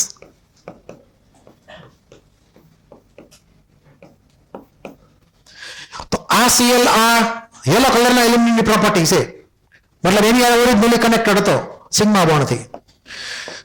હવે એવું પછી અહીંયા નક્કી થયું કે આ ક્લોરીન જે છે ને, ક્લોરીન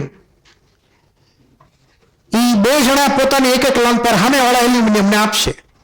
3 લોન પેર છે, 3 માંથી ગમે એક આપે તો કઈ નુકસાન નથી જવાનું, ડોક્ટર તો એનું જ રહેવાનું છે એનું. તો અહીંયા 3 લોન પેર તો એક લોન પેર આને મળે આ એલ્યુમિનિયમને. તો આની ફરક બને ને કે આનો ક્લોરીન બીજા એલ્યુમિનિયમને લોન પેર આપે, અરસપરસ બેનું હચવાય રહે ટૂંકમાં. તો આ એક ઇમેજિન તમારે કરવાનું કે જેમાં બંને ક્લોરીન જે છે એ બે એલ્યુમિનિયમ કનેક્ટ કરે છે બ્રિજ તરીકે. શું કરે છે? બ્રિજ તરીકે કામ કરે છે, પુલ તરીકે કામ કરે, બે એલ્યુમિનિયમ કનેક્ટ કરવાનું. તો આવા જે મોલેક્યુલ હોય એમાં જે બોન્ડ બધા આવેલા હોય આ ટાઈપના, એને કહેવાય બ્રિજ બોન્ડ. શું કહેવાય? પુલ રૂપી બંધ, બ્રિજ બોન્ડ. તો Al2CL6 માં બ્રિજ બોન્ડ આવેલો છે ક્લોરીન ને એલ્યુમિનિયમ વચ્ચે.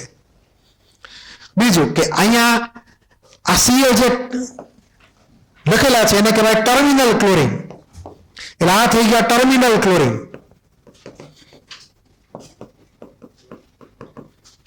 અને આ Cl આપણે કહીશું બ્રિજિંગ ક્લોરીન.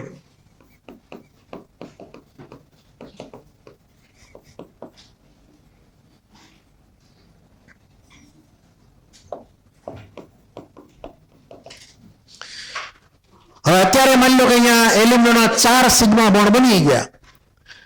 તો આ બંને એલ્યુમિનિયમનું શું થશે હાઇબ્રિડાઇઝેશન? બોલો.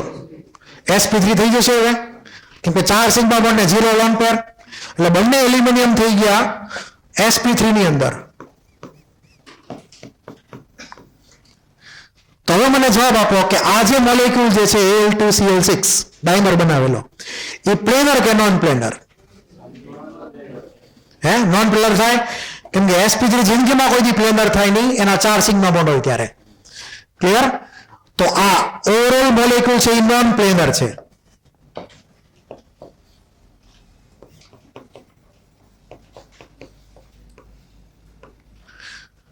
હવે તમને બીજો ક્વેશ્ચન પૂછે આમાં. આ જે મોલેક્યુલ જે છે એમાં મેક્સિમમ કેટલા એટમ એક જ પ્લેનમાં લઈ શકાય? Al2CL6 ની અંદર મેક્સિમમ કેટલા એટમ એક જ પ્લેનમાં લઈ શકાય?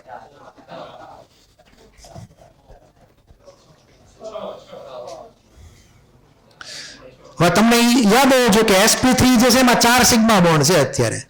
4 માંથી ગમે બે તો એક પ્લેનમાં હોય જ તે.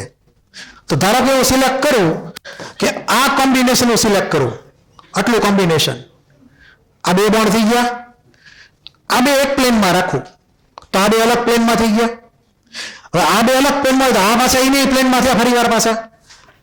તો આ 3 અને આ 3 ટોટલ 6 એટમ એક પ્લેનમાં થશે, મેક્સિમમ નંબર થયો આ. ક્લિયર? એમાં આ બેને આપણે અલગ પ્લેનમાં મૂકી દેવાના. એટલે તમને મેક્સિમમ પૂછે તો તમારે એવી રીતે વિચારવાનું, મિનિમમ પૂછે તો કઈ સવાલ નથી આવતો આમાં. તો મેક્સિમમ 6 એટમ એક જ પ્લેનમાં છે, 8 માંથી ટોટલ 6 એટમ, બાકીના બે તો અલગ જ રહેશે ટૂંકમાં. યસ, આ લખી નાખો. આમાં શું પ્રિન્ટ હોય? આની પ્રિન્ટ હજી બનાવી નથી ભૂતકાળમાં ક્યારેય હતી, એટલે એવો ટાઈમ નથી બનાવવાનો કે આ બધું બનાવવા જાય.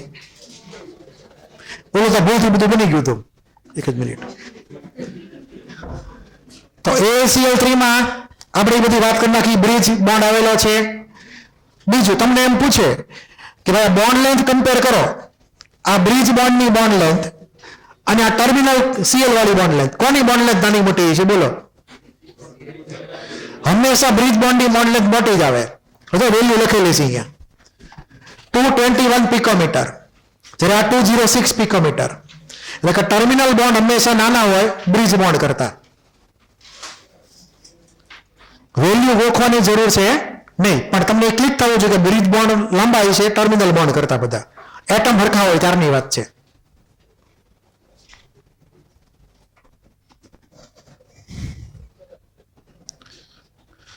હવે થોડીક બીજી એક્સ્ટ્રા વાત બોન્ડ એંગલને લગતી.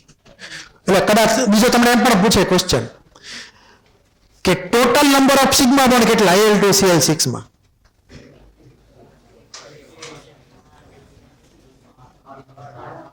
આઠ થયા. એમાંથી કેટલા સિગ્મા બોન્ડ ઇક્વલ લેન્થના હશે? બોલો, 4 4 કે 6 ને 2? 4 4 આવે ને. આ બે અને આ બે ઇક્વલ લેન્થ, અને આ બે ને આ બે ઇક્વલ લેન્થ, એટલે 4 4 નો સેટ પડી ગયો. સિગ્મા બોન્ડ બે અલગ અલગ લેન્થના થઈ ગયા. એ પ્રમાણે ટોટલ સિગ્મા બોન્ડ એ પ્રમાણે 8 થઈ ગયા. પછી તમને પૂછે બોન્ડ એંગલ. બોન્ડ એંગલમાં ધ્યાન રાખજો, થોડુંક 2 મિનિટ બાકી એમાં પૂરું કરી નાખીએ. તો કે આ એલ્યુમિનિયમ જ્યારે મોનોમર હતો AlCl3 મોનોમર, સિંગલ મોલિક્યુલ સમજજો AlCl3 નો. તો એ સિંગલ મોલિક્યુલ જો હોય તો એ વખતે તમે એને ઇમેજિન કરી શકો આ રીતે. BF3 ની જેમ અથવા BCl3 ની જેમ 3 પાંખિયા વાળો પંખો ને સ્ટીક બીક કાંઈ નહીં, લુખું, બરાબર છે. એ પ્રમાણે તો અહીંયા પંખા જે છે ને સ્ટીક બીક છે નહીં, ખાલી 3 પાંખિયા જ છે ખાલી. તો કયું થાય હાઇબ્રિડાઇઝેશન? આમાં sp2 થાય અને 3 સિગ્મા બોન્ડ થાય, પ્લેનર મોલિક્યુલ થઈ ગયો. એ વખતેનો એંગલ કેટલો હતો? 120. હવે જ્યારે એ ડાયમર બનાવે ત્યારે એને જૂની યાદો અમુક તાજી હોય પાછી, કે હું ભૂતકાળમાં 120 ના એંગલ વાળો હતો. એટલે એ ટ્રાય કરે કે થોડો ભૂતકાળ જાળવી રાખે. તો તમે આ સાઈડ નો એંગલ જો 118 છે, 118. આ બે Cl જેને પાર્ટિસિપેશન નથી કર્યું ઓલા બ્રિજ બોન્ડમાં, એટલે બોન્ડ એંગલ છે એ 120 ની નજીક આવ્યો. આ ક્લિયર છે? એ જ પ્રમાણે આ બધું સિમેટ્રિકલ છે, એટલે બે બાજુ. તો આ એંગલ 118 120 ની નજીક આવી. તમને ક્લિયર થઈ ગયું? મેં કીધું સમજાણું આ? હવે મેથ્સ આમાં ભૂલથી એપ્લાય નહીં કરતા. મેથ્સમાં તમે એવું પૂછો કે અહીંયાનો એંગલ આનો એંગલ કેટલા હોય? હરખા હોય કે અલગ અલગ હોય? મને નથી ખબર, એટલે હું ભૂલી ગયો છું. આમાં એવું છે? બોલો શું કામ? વાય એવું શું કામ? એમ એક પ્લેનમાં નથી. આ બે બોન્ડ અલગ પ્લેનમાં છે, આ બે બોન્ડ અલગ પ્લેનમાં છે. એલા એક પ્લેનમાં તો 360 થાત, અથવા આમાં બેના ટોટલ આમ એ પ્રમાણે તમે કર્યો કોમ્પ્લિમેન્ટરી એંગલ એ પ્રમાણે. તો આમાં એવું હરખું થવાનું છે. એની ભૂલથી તમે એપ્લાય કરો બાય મિસ્ટેક. એટલે તમને મેં પહેલા કહી દીધું કે આ ધ્યાન રાખજો, અહીંયા પ્લેન અલગ અલગ છે એટલે બોન્ડ એંગલ બેના એ પ્રમાણે નહીં થાય. ભૂલ થઈ હતી. કોઈને કઈ ડાઉટ હોય તો બોલી જાઓ. ક્લિયર?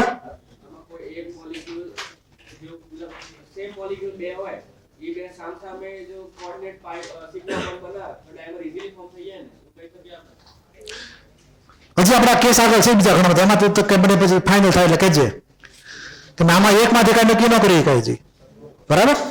એટલે આપણે આની બોન્ડ એંગલની વાત કરી નાખી. હવે આ 79 ને 101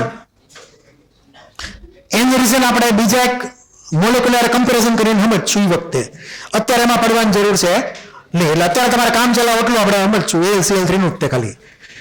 અહીં આપણે લેક્ચર પૂરું કરીએ. હવે હોમવર્કમાં તમારે